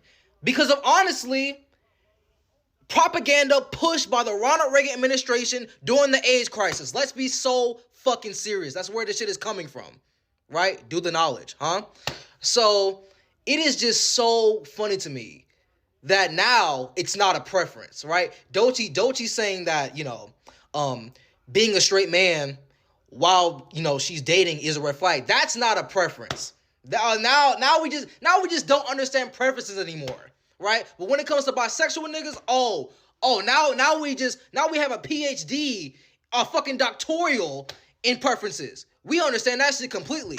Niggas be talking about some damn, I don't like bisexual men. I don't like dating them because they're right?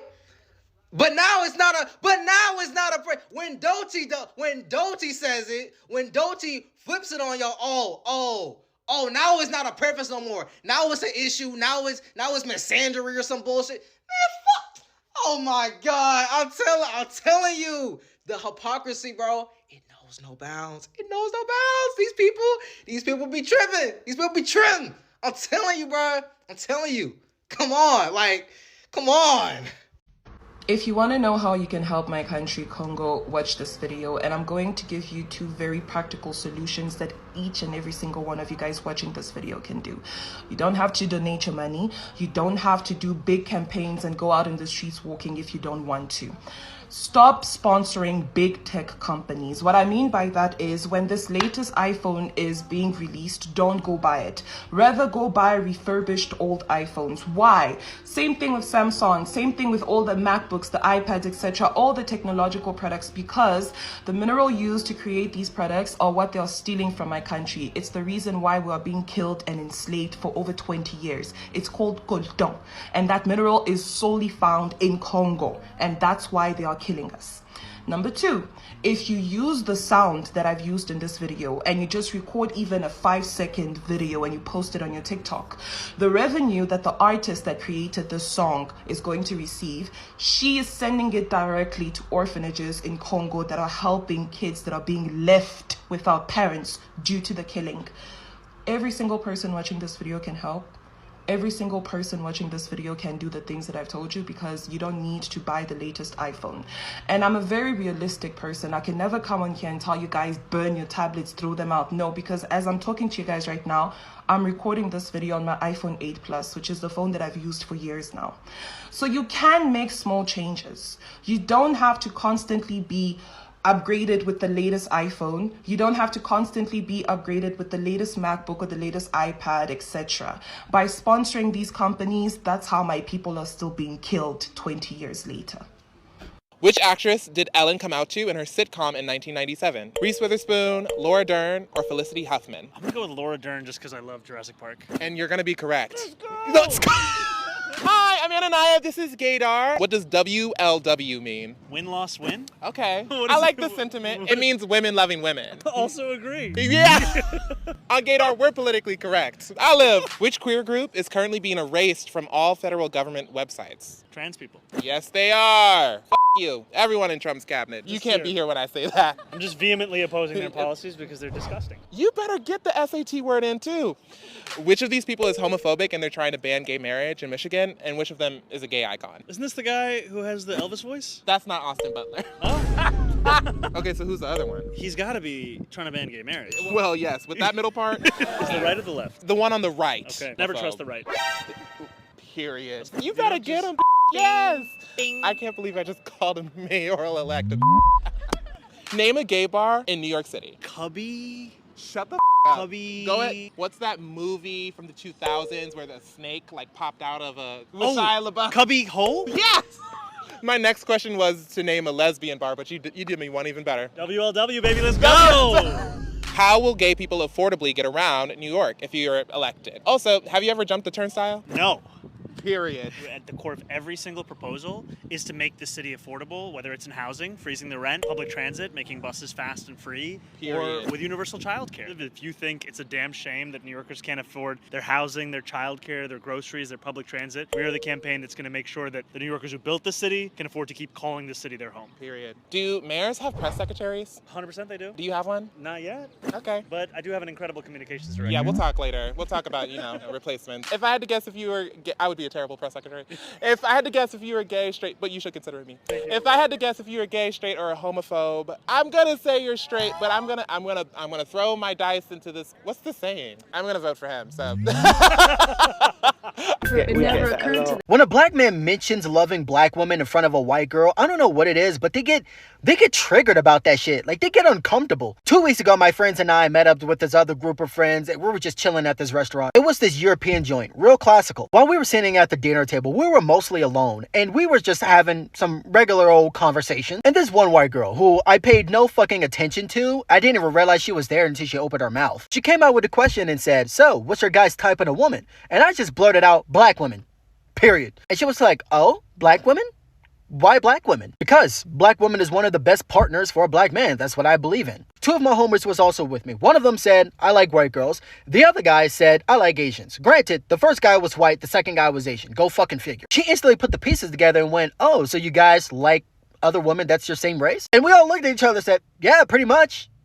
Honestly, I don't see what the problem is here. One guy who I didn't know said Latinas, and one of the girls who was Asian said she liked Arabs. And I'm like, very diverse group we got here, huh? Out of all the people in the group, she instantly went back to me and said, "So, tell me more."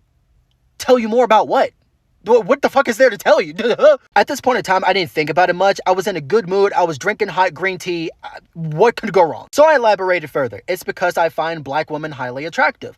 I find dark and brown skin attractive. Not only that, but I truly believe that black women historically, culturally, and traditionally holds the most attractiveness to black men. They are the most perfect partners for black men. That's simple as that. I don't only date black women. I'm just stating that I love black women. That's it. This is when I started to catch on. She asked me, "Do you find other women attractive besides a black woman?" And I said, "Well, duh, the fuck? I'm very attracted to Asians and Arabs, and it's not just because of their physical appearance, but it's also because of the culture and historical ties that is entwined with one another. Based on language, culture, tradition, and history, it could work very well together. It's like water and ice, or magma and fire. You get where I'm going with this? But when it comes to a black woman and a black man, that's thunder and lightning. Like, you get what I'm saying?" After I finished my green tea, I started thinking, and I was like, hold up, let me find out this white bitch is upset because I am a black man who isn't self-hating, that is desperate to get a white girl any chance he gets. Let me find out. She just seemed so salty about the situation.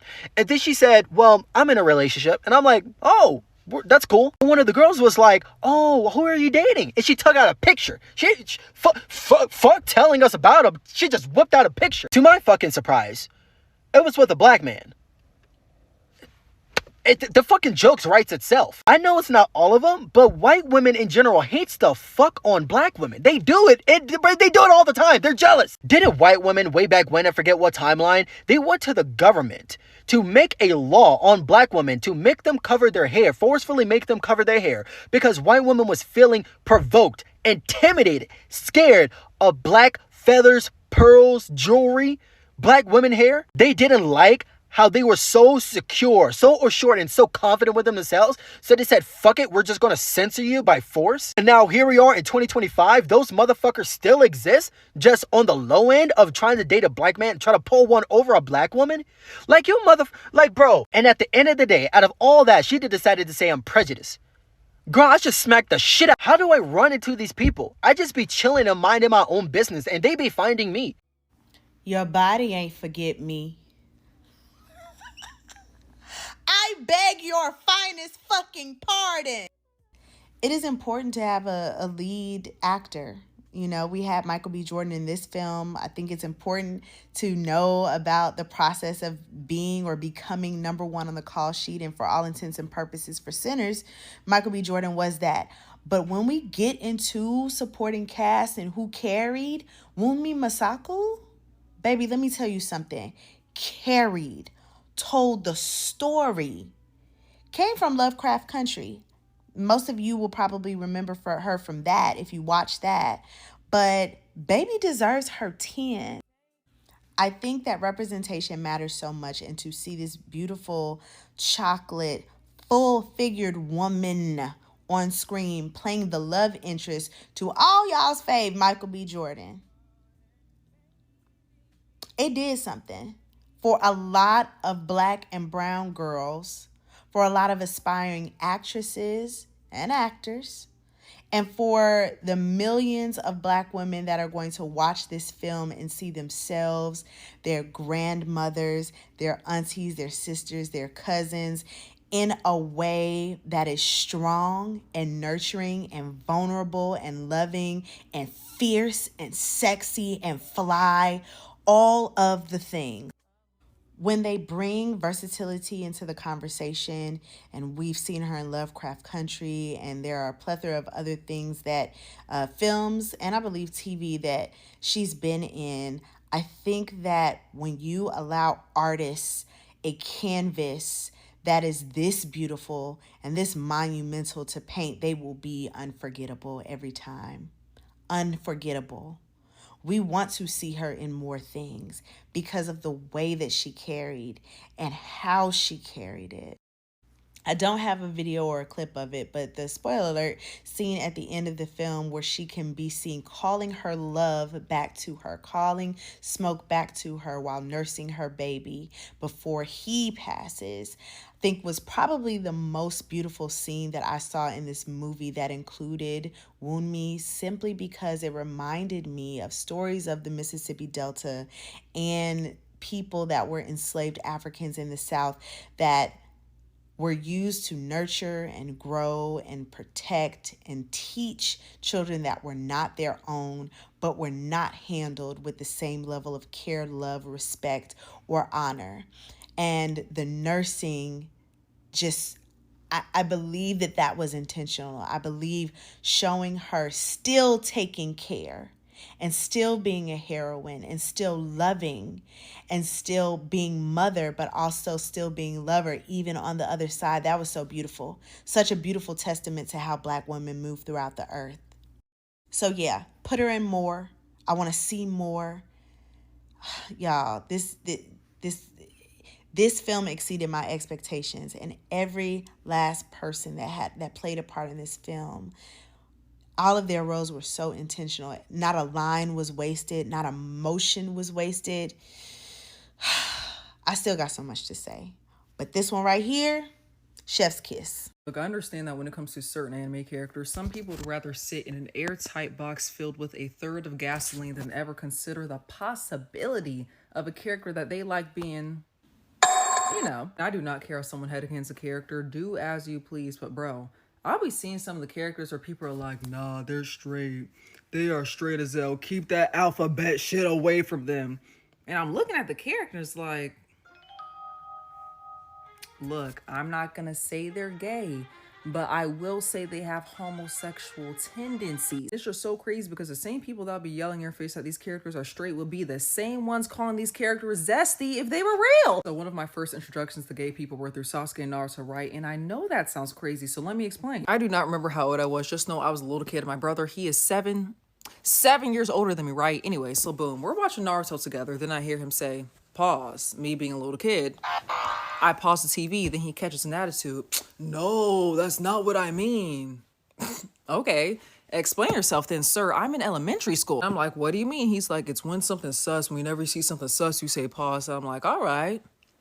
What does sus mean? Then he's like, it's when something's gay. And I'm like, all right. What is gay? He's like, oh my God, go ask daddy. It's like, all right, fine. I don't even like hanging around you. I go to my dad and ask him, hey daddy, what is gay? Anyways, fast forward years later, I'm like 12 years old. I'm in the 7th grade. I'm rewatching Naruto with my little sister. And as I'm watching this masterpiece, I'm like, I understand it now. I get it. My brother, he was onto something. Before y'all start, Naruto and Sasuke are married with children. Look, I'm not saying they're gay. I'm just saying they have bisexual tendencies. Whenever it comes to homo talks regarding Sasuke and Naruto, people are always like, they literally kissed twice. They literally kissed twice, bro. Nobody cares about that whack ass kiss. It's not even top 15 of gayest things they've done. What I personally can't get over is this scene. Sasuke.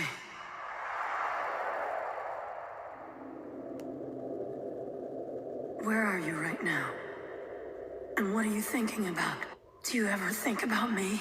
Even a little bit? Is the winter time and you are laying on your floor with no pillows, no blankets, no nothing. Window wide open saying, Sasuke, do you ever think about me? It gets to a point. And don't even get me started on the matching necklaces with each other's faces on it. What? Before y'all start, oh, so nobody has friends? Y'all don't have friends, huh? No, I do have friends. We don't be doing shit like this. My friends and I love each other down. We also have something called boundaries. Bro, even in movies, whenever there's a character wearing somebody's face on a necklace, it's always a dead relative. You imagine dating someone and then they show up to your house with their friend's face, who's alive, by the way, around their neck, talking about we're just friends though. Honestly, whatever. Just go ahead and call the police and 2 ambulances. Not for me. I'm finna beat both y'all with hammers. I want to rap on this so bad, but the dude who produced it is a Wait, did Kanye produce American Boy? Hold on. Who produced American Boy? It was produced by will.i.am. Oh, okay, we're good.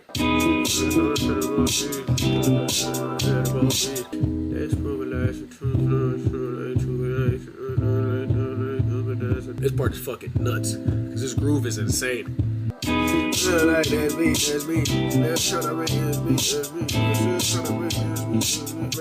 about to walk on this motherfucker. I can't even lie. Bro, every time I go to rap fast, I cringe a little bit. Because there's a certain archetype of rapper that only raps fast. You see what I'm saying? Like, they rap fast, but they don't say shit. So every time I get in a pocket, and I'm like, ooh, this motherfucker hard, there's a small piece of me that's like, oh, I'm gonna do it though. Gotta make ends meet, gotta get it cracking. I can't even take a damn week off. Fans in the stands and the hands upstairs, dealing with the algorithm of I can't reach y'all. It is so hot today. Usually I record the raps with no shirt on, but I'm also recording on the camera, and I feel like that's a lot of titty that y'all don't deserve to see. True, this life we live so connected. It's all this wretched do control perspective. It's strange. Looking back. So T-Pain is going on tour. That's crazy. I'm about to try and open for T-Pain. If that shit happens, I'm gonna come back to this video. It's gonna be fucking crazy. Because I'm in the middle of recording some shit, and it just turns out that T-Pain's going on tour. I'm gonna try really fucking hard to see if I can get in contact or open for T-Pain. People already say that I remind them of T-Pain. You know what I mean? People been fucking running with that shit for years. I'll be right back.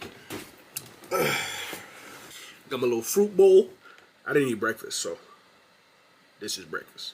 And then they scroll on F and then the numbers cascade when it's Dirt Edition. Oh, I like that. Instead of finishing the rhyme where it's supposed to finish and how it's supposed to finish, I like to just say fuck it and change directions immediately. Keep niggas on their toes. Never know where the fuck you going. And it's pretty fun. Property price, poverty going up. And when they hit a wall and they living in a manic state, they gon' sell them niggas Andrew Tate like it's a damn crusade that's on the way to say this in the game. They doctoring the truth, no patience will remain. Still pray to God for frivolous shit. Jumping head first straight into the middle of shit. Still lost in the noise and embarrassing your choices. A new ploy running up a check on American Boy. Done. I just gotta record it now.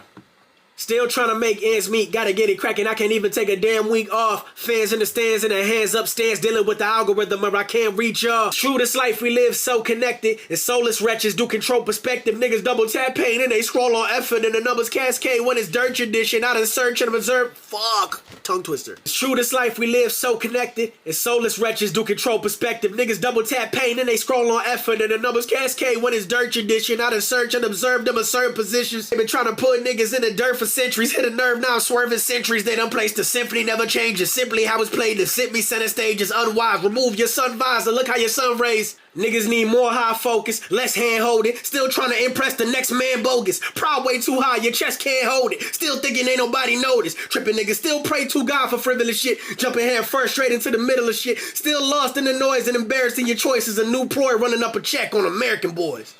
And now let's do double ups. This is always so funny because watching this back when I edit this video is gonna be hilarious because watching myself do ad libs is such a funny fucking process. I'm just sitting here yelling one word at a time. Ends meet. Damn week off. Hands upstairs. Can't reach y'all. I think that's it. Happening on the anniversary of Ronald Reagan's death nearly brings tears to my eyes. This is something so beautiful that it is one that I could only dream of. But I do want to say just a couple things. This has always been a grift, and I'm not just talking about Elon. The political theater of this country has been operating without any consent or buy-in or hope in either administration for years. This is exactly why they spend all of their time talking about critical race theory, talking about anti-wokeness and BLM and migrants at the border. This is why, because anything of substance was not on the agenda. The United States has been sold for bits and pieces. I'm talking Chapter 11 bankruptcy for decades because it's profitable. The second that it's not profitable, people begin ringing alarms. He has tanked several of his businesses and other businesses following in his footsteps, in the administration's footsteps, trying to be anti-woke. Why are Democrats, or former Democrats technically, saying something now? Because it's no longer profitable. It's no longer profitable. Now, of course, former active members of both parties, including Elon himself, are ringing the alarms of, we need more parties, we need better parties. We knew that. But because they're grifters and they're going to immediately run into the roadblocks that their parties have set in the local and state level theater of politics. Democrats have been in several legal battles over the Green Party alone. Almost every year, unsuccessfully, Republicans try to court libertarians. But I want to go back to the fact that this is a grift because this includes us. And this is not, I want to be clear, this is not a we're right, you're wrong. This is really serious. When the left said, hey, there is no way that this administration is actually working on a ceasefire. It's impossible. That's not a thing. It's very clear in front of our eyes. Whose talking points were you repeating? When the left said, actually, a world without policing is possible, who said, reform police, then refund and increase funding for police? How did that language become about? And regarding Republicans, single-handedly, Fox News and a handful of extreme right politicians successfully courted some of the most anti-police rural Americans to both chant, "Don't tread on me," and "Back the blue" at the exact same time. And I'm saying this because for people from, I will say, the center right to further left, it is easier for us to take Republican talking points, recontextualize them, and make sense of the fact that it's propaganda. But when it's fed directly to us, we don't see it, or at least not all of us. And so I'm trying to say this in the most respectful way possible. Most of America has been had. Yes, and propaganda works well. And so it's not even like you should feel ashamed, the machine works just as intended. I'm not saying we exclusively need to be talking about class, right? But I'm saying that as the time gap between some of the greatest wealth transfers from working and middle class to upper class people, from 2008 to COVID to right now, we need to be talking a lot about class. And our critiques about our society and about our political systems need to be class-based. Democrats knew that they didn't need to put $20 million in a think tank to get men to vote for them. They knew that. They just refused to say, actually, competitive elections would make every single party objectively better. So we're going to stop trying to stomp out independent and third-party candidates. Actually, America needs unions and union jobs. So yes, Elon Musk is a grifter, and I'm glad that we can recognize that. When you only have two main parties, it becomes easy to manufacture the opposition of your party as your enemy. Both parties prioritize their donors. The gag is they have the same donors. You may look at your Democrat or Republican neighbor, and at times you may feel like, haha, I have the upper hand, look at me, you're suffering. But in reality, neither are the winners. Matter of fact, not even close. And what if I said that Christianity being adopted as a core aesthetic for lifestyle content creation is a contributing factor to why everyone is so conservative nowadays, or at least it's a symptom of the rise of conservatism? So you've probably heard variations of the statement from both male and female influencers, right? Small girl, big God, Jesus is king, this, that, and the third, or I'm living in this verse era, or I'm a woman similar to this Bible verse. You've heard those things, right? And I would argue that a lot of people are internalizing ideologies that they're not actively interrogating or critically thinking about. When we talk about aspirational content, we talk about it selling you a vision of who you could be in the future. And when certain brands pick certain influencers to push certain products for them, right? You're not just being sold an idea of the use of the product or its usefulness, but you're being sold a vision of who you could be if you had that thing in your possession. So for a lot of lifestyle content creators, we know how it goes. You wake up aesthetically from your white sheets in your deluxe white apartment, and you aesthetically jog at 5 a.m., aesthetically go to Pilates, aesthetically grab matcha, I think, aesthetically go to on a paddle date, aesthetically prepare a seafood boil, aesthetically dish it up on Carol Boys. Do you get what I'm saying? You get what I'm saying. You get the picture, right? And so when certain influencers are picked to sell this hair, a bracelet, a car, an event, a TV, a phone, a scent even, you start to associate those things with a certain lifestyle and who you could be if you obtain those things. So now, when it comes to this lifestyle that you're being sold to, unfortunately, I think a lot of influencers feel forced to adopt Christianity in part of their routine to seem well-rounded and to seem more grounded, right? Because I remember Zendaya made a statement where she was like, even though she's approaching age 30, she feels as though she hasn't found a hobby that brings her joy or an interest outside of being in front or behind the camera. She is a producer, she's an actress, and she says those two things really bring her joy, and she's a model. But she says she's only starting to find out what she likes. She tried baking, she might try pottery, right? And I think for a lot of content creators, especially now, it's looked down heavily to be consumed by your profession.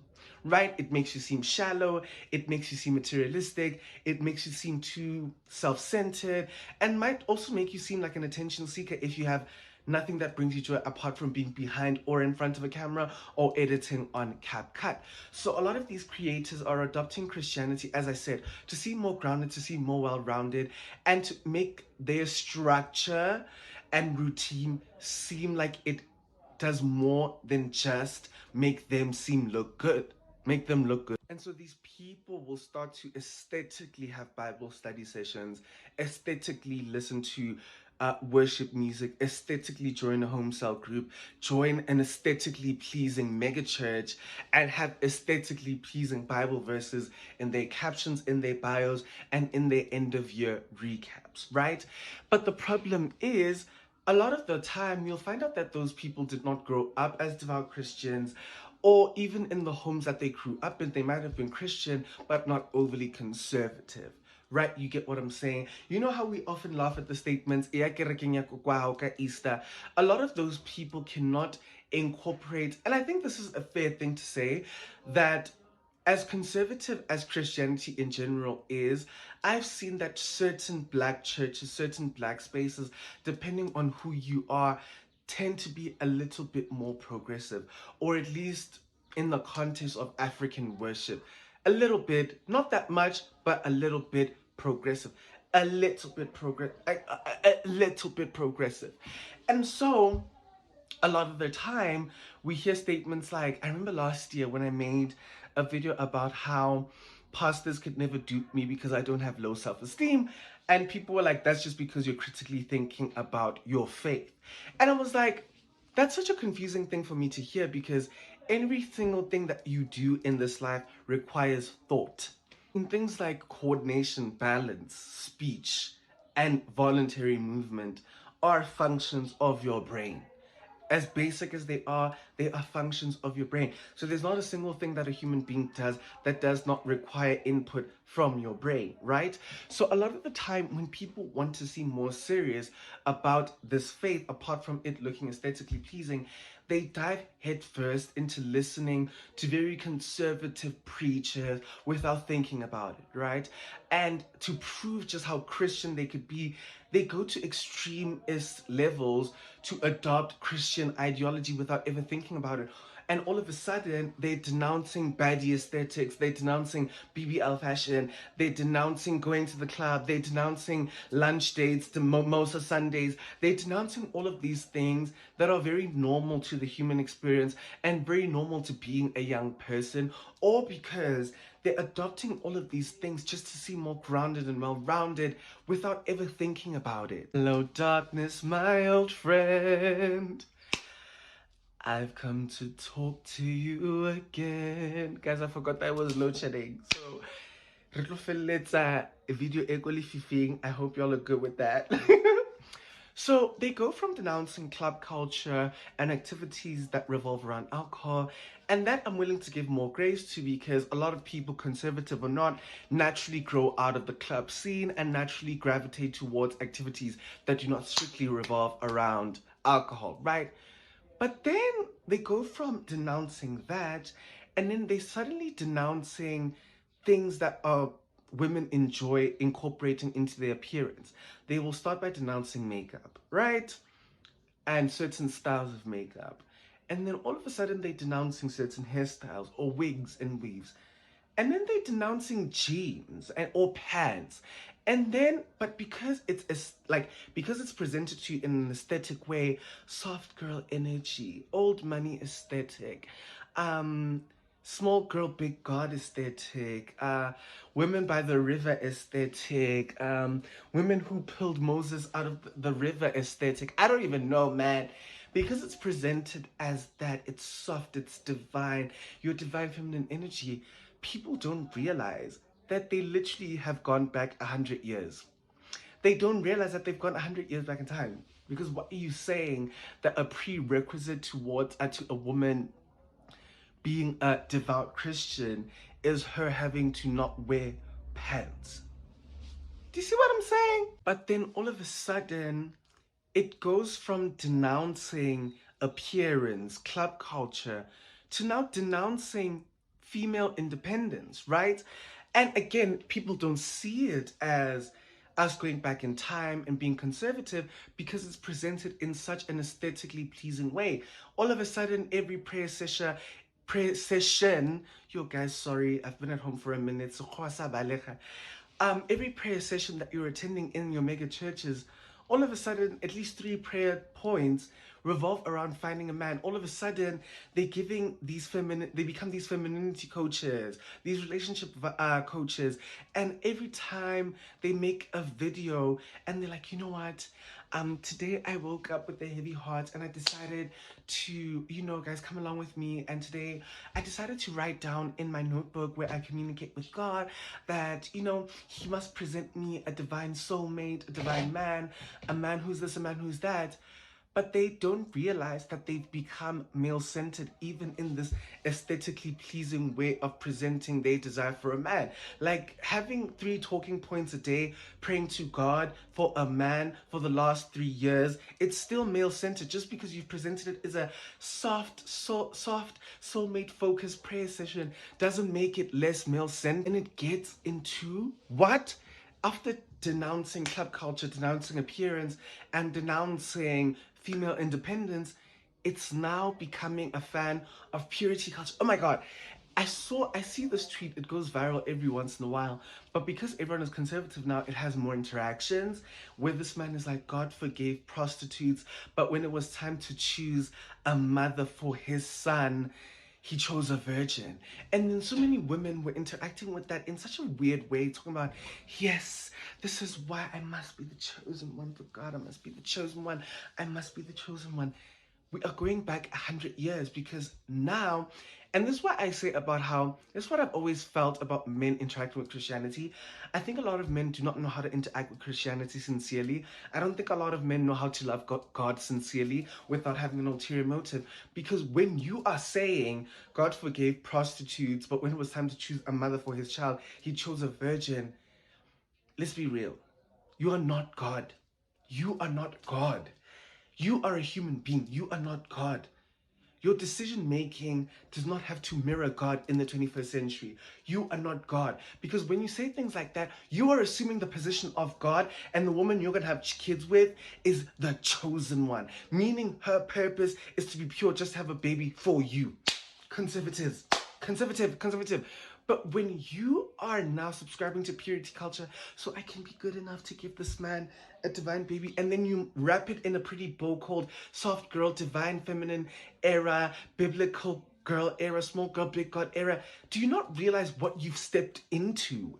We suddenly have these young, very young women talk about, oh my gosh, I must get married as quickly as possible because I have temptation to lose my purity. Oh my gosh, she said, again, taking us back 100 years, because now what? We're gonna deny female sexual urges. We're gonna deny female orgasm. We're gonna act like sex is something that happens to women and not something that women can be active participants of, and that women cannot actively desire sex themselves. You act, yo!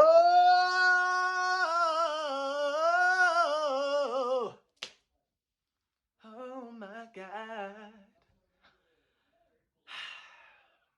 We'll continue this conversation. We have to. So I just figured out that liberals and leftists don't mean the same thing. For real, call me down, okay? I thought that liberals, leftists, and Democrats were interchangeable, and it was just like all an umbrella term for Democrats, right? I love that video so much. I just wish people were as understanding as her when being told that. A lot of people don't mean any harm, but still get it real confused, you know? So might as well make a video. So leftist is an umbrella term, but for stuff like communism, socialism, anarchism, right, Marxist-Leninism. But the left wing, globally, not just talking about American politics, starts at socialism, all right? It is inherently anti-capitalist. I want you to watch this clip from The Daily Show.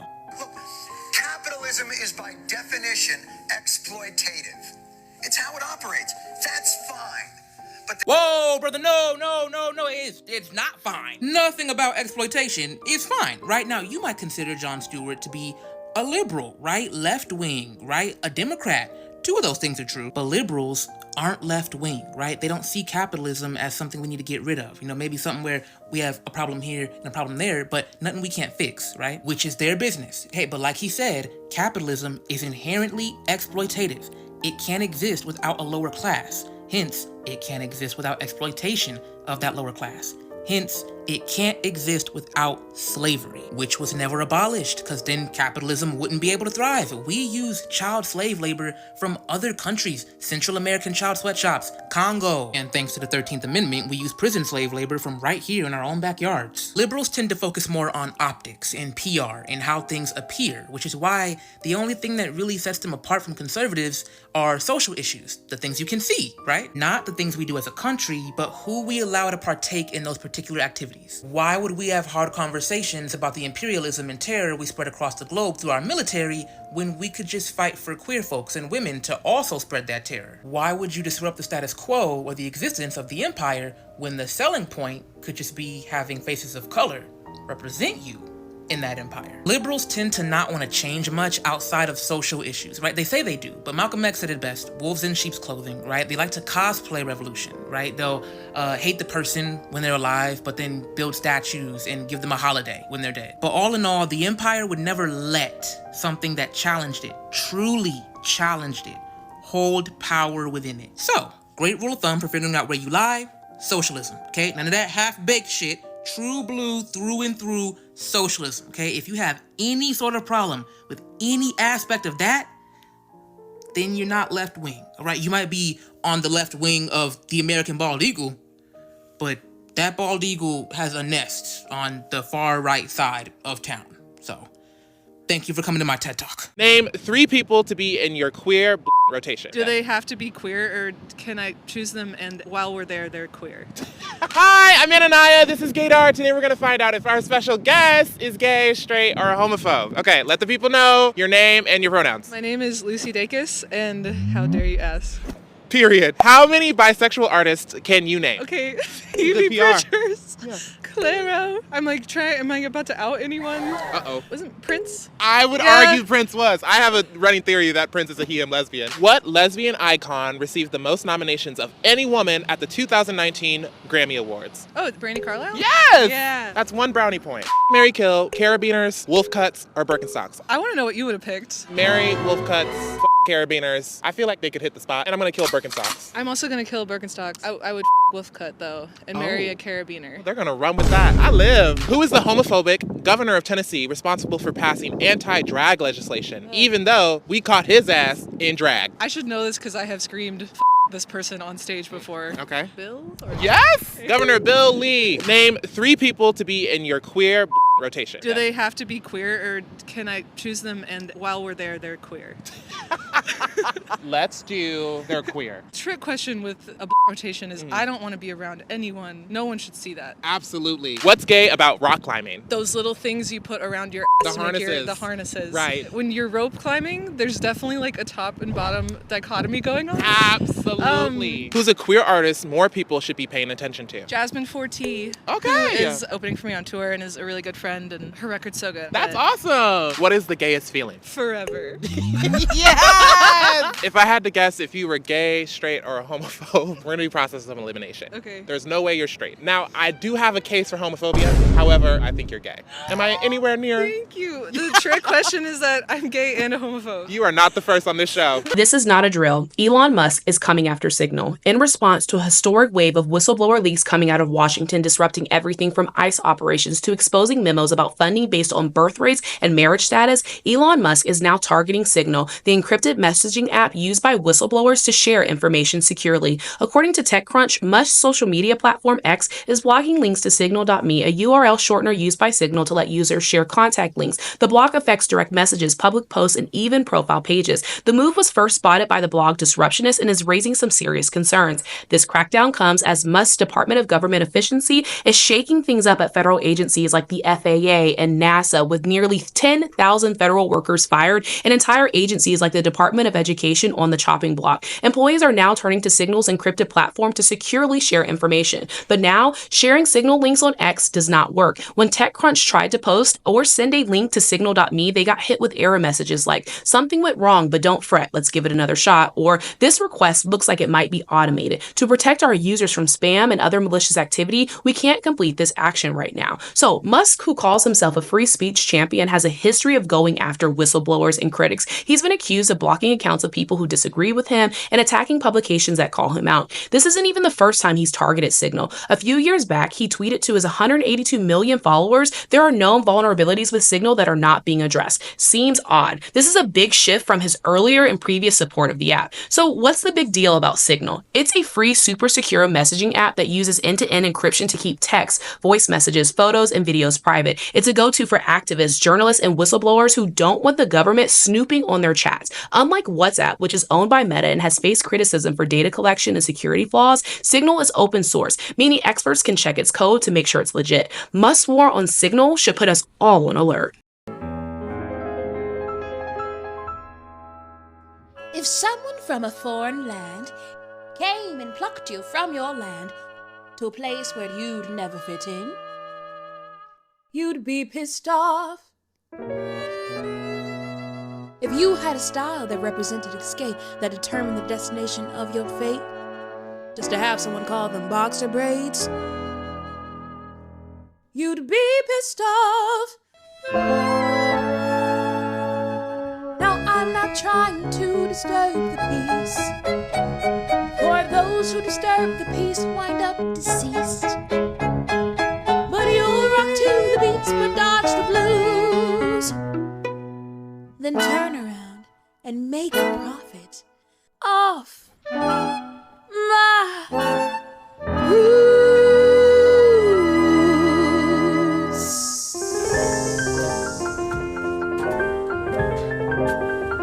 But you don't want my pain. Who would want this pain? But it comes with my history, with my ancestry. Can't seem to run away, 'cause you will steal my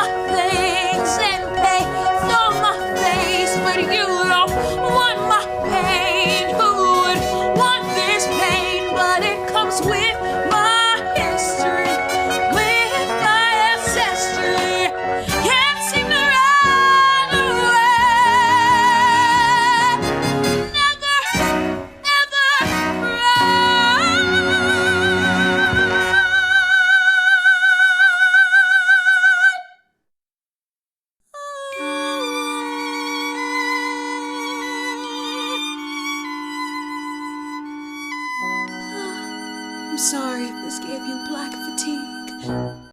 This is Harriet Tubman, and Harriet Tubman had a problem. Now, her problem was a pretty big one. She was born enslaved. But her problem wasn't as big as his problem. This is Edward Brodus. Well, this is not Edward Brodus. This is Joe Alwyn, but he plays a character based on Edward Brodus in the movie. So, for this point, we're going to use him. Now, Edward's problem is that he was effing around and about to find out what happens when you enslave someone who's one of God's favorites. And let me tell you, this woman is absolutely one of God's favorites. See, even though Harriet Tubman was born enslaved, she knew this was not the life for her. She knew she was meant for bigger and better things. Now, Harriet Tubman was a woman of God, and she would often pray to be made free. She always said, I have right to two things, either death or liberty, and if I cannot have one, I will have the other.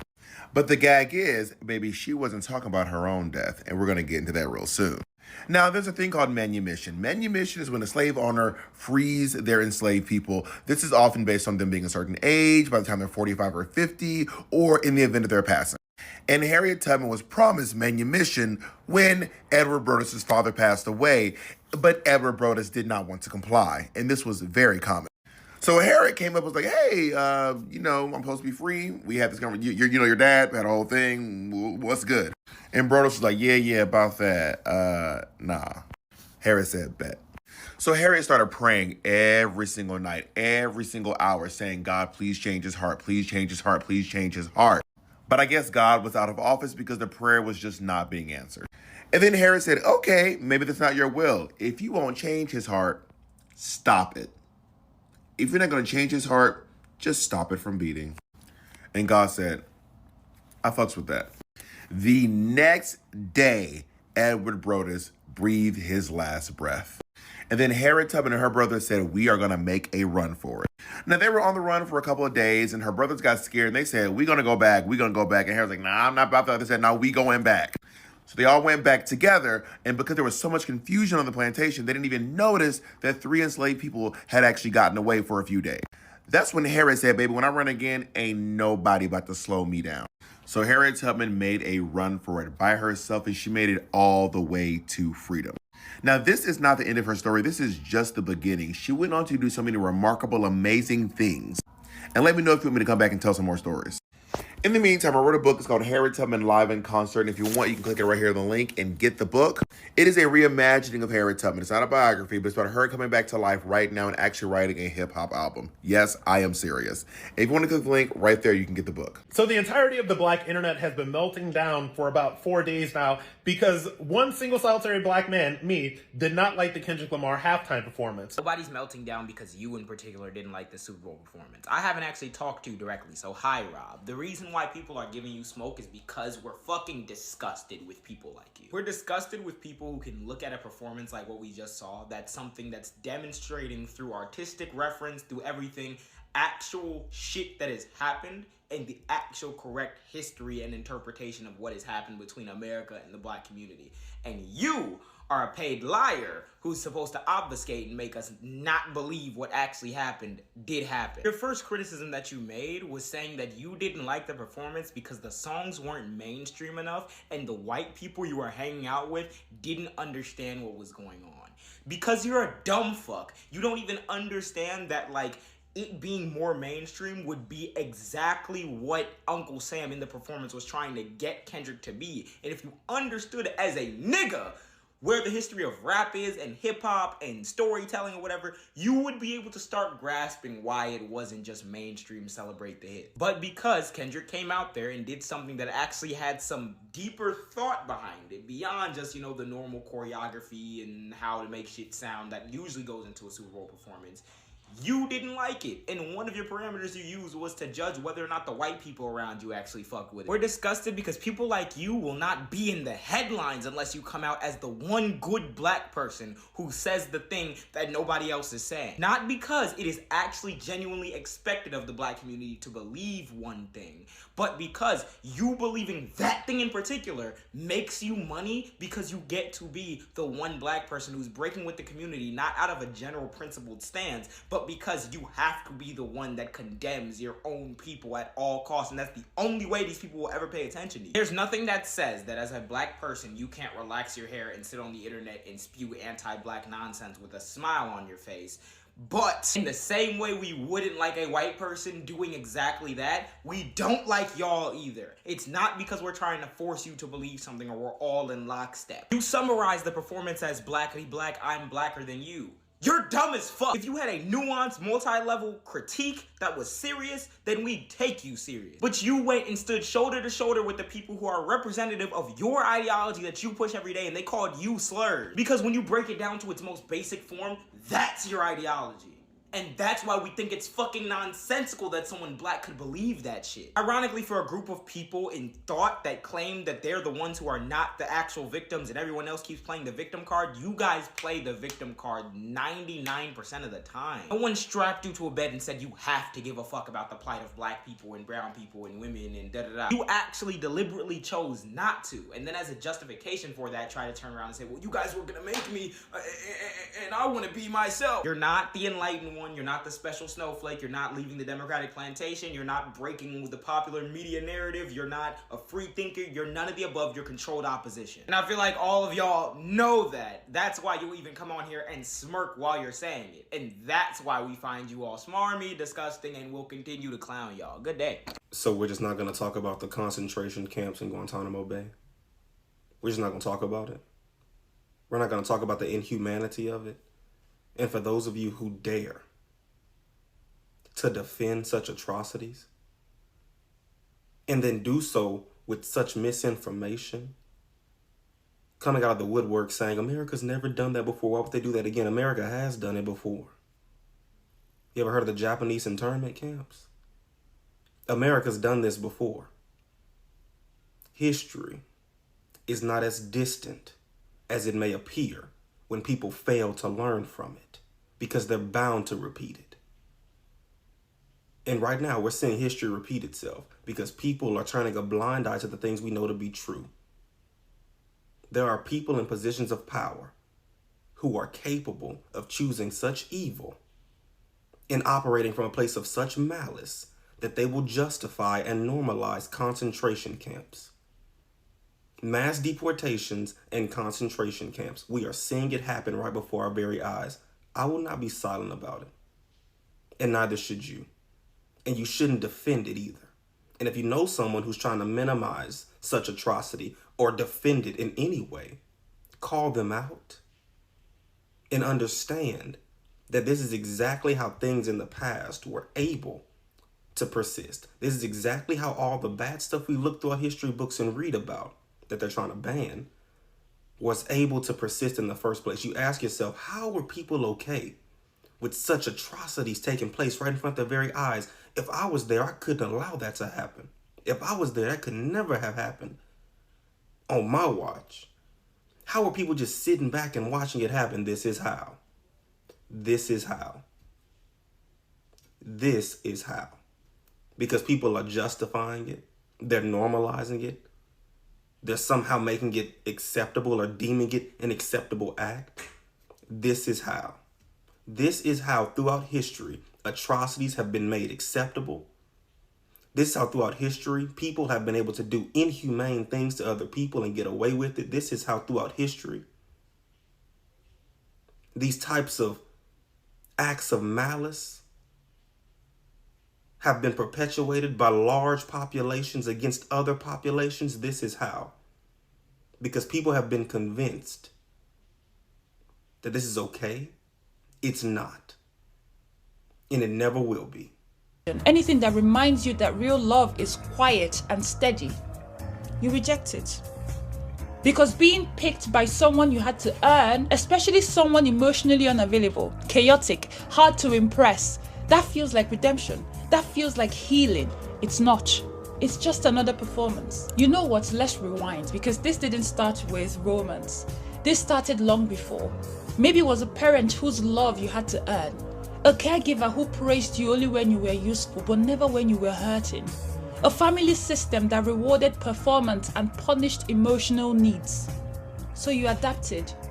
You learned to be easy, charming, smart, helpful, pleasant, never too much. You became whoever you needed to be just to avoid abandonment. You became the version of yourself that was most likely to be chosen, and the version of you that wasn't, you buried them. Now you're grown, but the wound remains. You say you want love, but what you mean is validation. You say you want partnership, but you mean a witness who will finally say you're good enough. You mistake anxiety for chemistry. You mistake distance for mystery. You mistake someone's unpredictability for a challenge you need to win. Because deep down, you believe that the harder they are to earn, the more valuable you must be if they choose you. So you chase unavailable people and call it fate. You pine after the one who won't text back and call it romantic tension. You ignore the steady love that feels unfamiliar. Because deep down, your nervous system is wired for chaos. Let me say this as clearly as possible. You are not addicted to love. You are addicted to performance. You are addicted to pursuit. You are addicted to trying to prove that you're enough. And love? True, grounded, emotionally secure love. It won't make you prove anything. Which is why it feels boring, foreign, off. Because real love doesn't spike your nervous system. It doesn't trigger your flight or fight. It doesn't make you question your worth every 5 minutes. Real love doesn't feel like conquest. It feels like home. And to someone who was raised to perform, home feels suspicious because it doesn't ask you to earn it. So my darling, what are you really afraid of? Because you're not afraid of rejection. You are afraid of being seen without the sparkle. You are afraid of being held when you're not impressive. You are afraid of being truly known. Because what if when you finally stop performing, no one stays? Hey guys, we are just coming up on here to discuss our experience in Miss Frizzle's second grade class that we were both in at different periods of time. So I was in Miss Frizzle's class in 2004, and the things that we did in there, I don't think I'll ever forget. One day, as I was 7 years old, my friend Tim was in that school, so I'm thinking maybe he's sick. We end up flying to Tim's house in the bus and going inside of his body. We entered in through his nose and came out in a different hole. Tim doesn't know to this day, but this is my confession. Tim, we were inside your ass. I recall a time that Miss Frizzle came in our classroom, and it was great. It's okay. And she was wearing a dress that had planets on it, and her earrings were like Saturn or something, I don't know. And we all proceeded to get in the demonic entity, also known as the bus, who is usually very docile. But today, the vibes were off. One of my classmates brought his cousin. She was a fucking bitch, and I fucking didn't like her. And we were all in space, and we got separated from Miss Frizzle, and she was purposely misleading us to her. And it felt like days and days we were up there. At one point, my classmate actually took his helmet off in a fit of rage and anger and froze to death in front of us. But Miss Frizzle, when we got back to Earth, she couldn't have like that on her hands because, you know, she's trying to keep her job. And so she just brought it back from the time of necromancy. There was also a time where one of the students' family members was missing, and Miss Frizzle, being who she was, really wanted to help. There were search parties, and she made food for them, a pie. She didn't mention that we would be put in the pie. We fought an octopus underwater inside of the bus. Fighting that octopus, my life was flashing before my eyes, and I didn't know if we were gonna make it out. Because it was really big, guys, and we were in the deep ocean. All of this to say that if you've gone through something traumatizing in Miss Frizzle's class, we are entering a class action lawsuit with the department.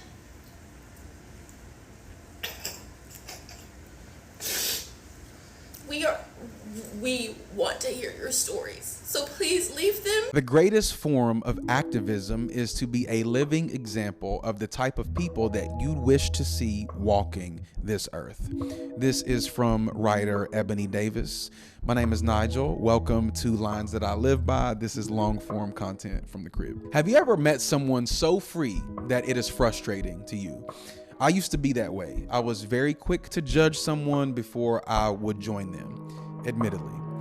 I would see folks who would be acting out in public just wilding. I would see Kevin on the Beltline on his rollerblades singing Beyonce or Fergie for the 1 millionth time, slapping high fives to people. Or I'll be next to somebody in church singing during worship and they would be singing so off pitch that it could literally bring a tear to my eye.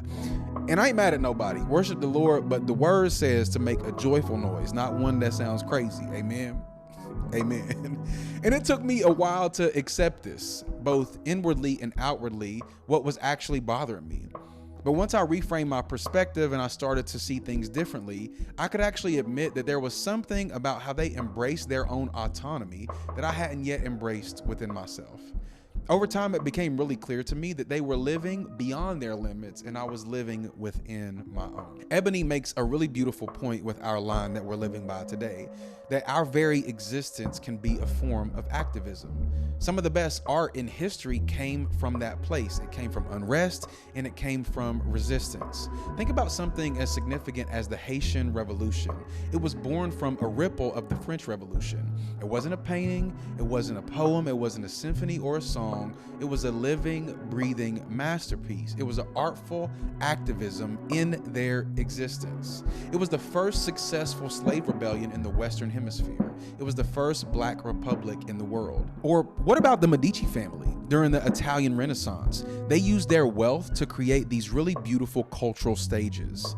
They had soft power and quiet protection. They hosted thinkers and poets and philosophers and artists. These weren't necessarily protests, but they did provide these really interesting platforms. In the civil rights movement, an era where the art became both a mirror and a megaphone. James Baldwin was calling the unfree world into repentance. The music of blues and jazz set the stage and turned oppression into beauty. And you had things like speakeasies that were created that ultimately became sanctuaries for expression. And all of it was rebellious in its own little way.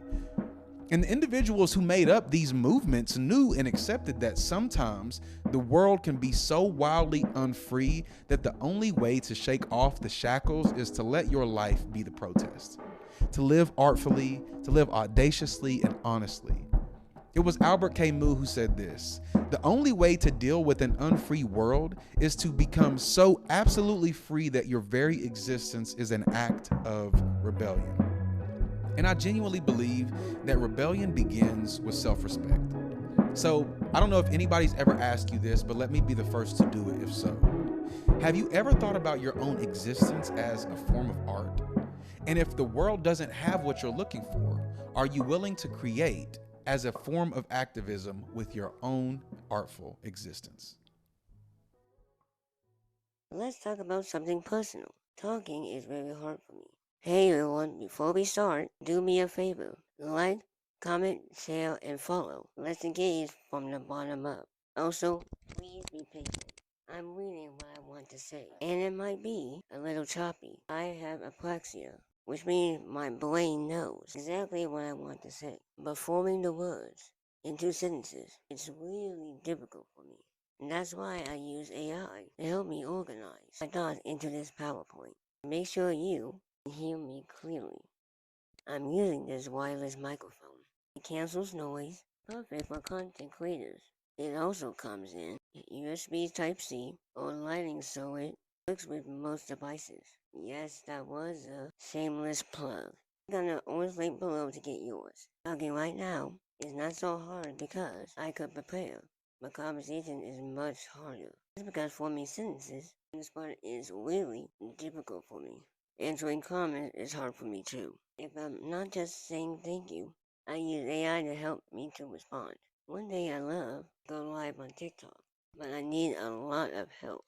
Reading comprehension is tough, so I need comments read on screen if they're not simple. Also need help coming up with responses. in real time. Even though speaking is hard, work really hard to overcome challenges. The reward of hard work is worth it. Every time I push myself, I get better. A special thank you to all TikTok aunties, grandmas, uncles, and cousins. Thank you for asking me to go live one day. With this kind of support, I believe anything is possible. Thanks for watching. Don't forget to like, comment, share, and follow. And click the orange card. Racism is bad, but I have like a personal beef with misogyny. Like, don't get me wrong, I have an inherited beef with racism. But like, yo, there's something about misogyny that I actually really like. That one's like, realized this years ago, and I never obviously made a video about it because like, what the hell, but like, I feel like the way we're raised a lot as guys is to generally reject feminine qualities. What did I just say? Feminine qualities, right? Like, I feel like we're generally raised to just like, not be super emotional, to man up, not to cry, all those sort of things, right? Everybody knows this. We're basically raised to reject feminine qualities. A lot of guys are just raised to not be women, right? And I think women, the way they're raised is very different. I mean, that's a whole separate conversation anyways. But it's like, I think there's a lot of rules and regulations that women have to follow that whenever people raise young girls, that guys is just go out and run in the mud and do whatever the fuck. Women, it's like, sit like this, talk like this, don't engage, don't stand out, don't do this too much, and focusing on the beauty and whatever. Again, separate conversation anyways. Not that guys don't have their own set of things, whatever, but like, we don't even know how to process our own emotions a lot of the times because we're raised to like not fucking cry. So once you cry, you're being emotional, you're being feminine. And what does that lead to? It leads to a bunch of dudes who they don't understand their emotions, so they're not gonna know what the fuck to do for you as a woman. They're not gonna know. And this is not me coming from my throne like, yeah, I know how to, like, I had to go through that shit myself as a fucking man who was raised the same exact fucking way. I befriended a woman who literally was so far emotional and I was so logical and like we would get into shit, but honestly, I learned a lot from her. I learned how to say, I'm fucking sorry. Who would have thought, right? Like, I didn't think I'm sorry meant shit. Because again, I wasn't raised in an environment where I'm sorry and understanding where people come from emotionally was fucking valid. And learning all that shit was so fucking helpful. And look, guys, I'm telling you right now, you can laugh, you can learn, you can do all the beautiful things you do with your guy friends, with girlfriends. And I know that it might sound weird, but I think a big thing is seeing women beyond the sexual. I think that's a really hard part to do for a lot of guys because again, how we're raised, how society portrays women, how society portrays men, and how we're supposed to be, the whole fucking jazz. I feel like it's very important as a guy, if you find that that's probably not a thing you could do, to maybe look into why that is, because I think it's actually very beneficial for us as men to not only like engage with women beyond the sexual and to actually understand and befriend them and have them in our lives in that way, because again, they're smarter than us at a lot of fucking shit, and that is okay, guys. That's literally okay that women are smarter and better at us at certain things. That's totally fine. Anyways, yeah, I mean, I guess I think that like men should be taught into, oh fuck, this stretch is crucial. I just think like we as guys should, I guess maybe this is for the parents, learn to teach your kids, teach your young men how to be friends with women. Like, because I think that shit will actually go, is very beneficial for them. Dare I say beneficial for both parties? Yeah, I think beneficial for the entire fucking world if guys knew how to just like see women beyond sexual objects and had good platonic relationships. I just think even some guys are going to hear me say that and say I'm fucking pandering. Bro, I promise you that will make your life better. And that will make everyone's life better. Because, like, trust me. Anyways, that's all I got to say. Next! Chatter, chatter, whisper, whisper, talk, talk. Hi! My name is She Brandy speaks Campbell. so I'm well. If I had 5'5", that skin and I'm color- reading for the part of Actually, the ingenue. I thought we said brunettes on the casting. Yes, I'm a black girl. I have dark skin, and my hair's not usually straight. I'm not African or European. I'm just from the United States. So I'll play the sassy best friend with one line on page 15.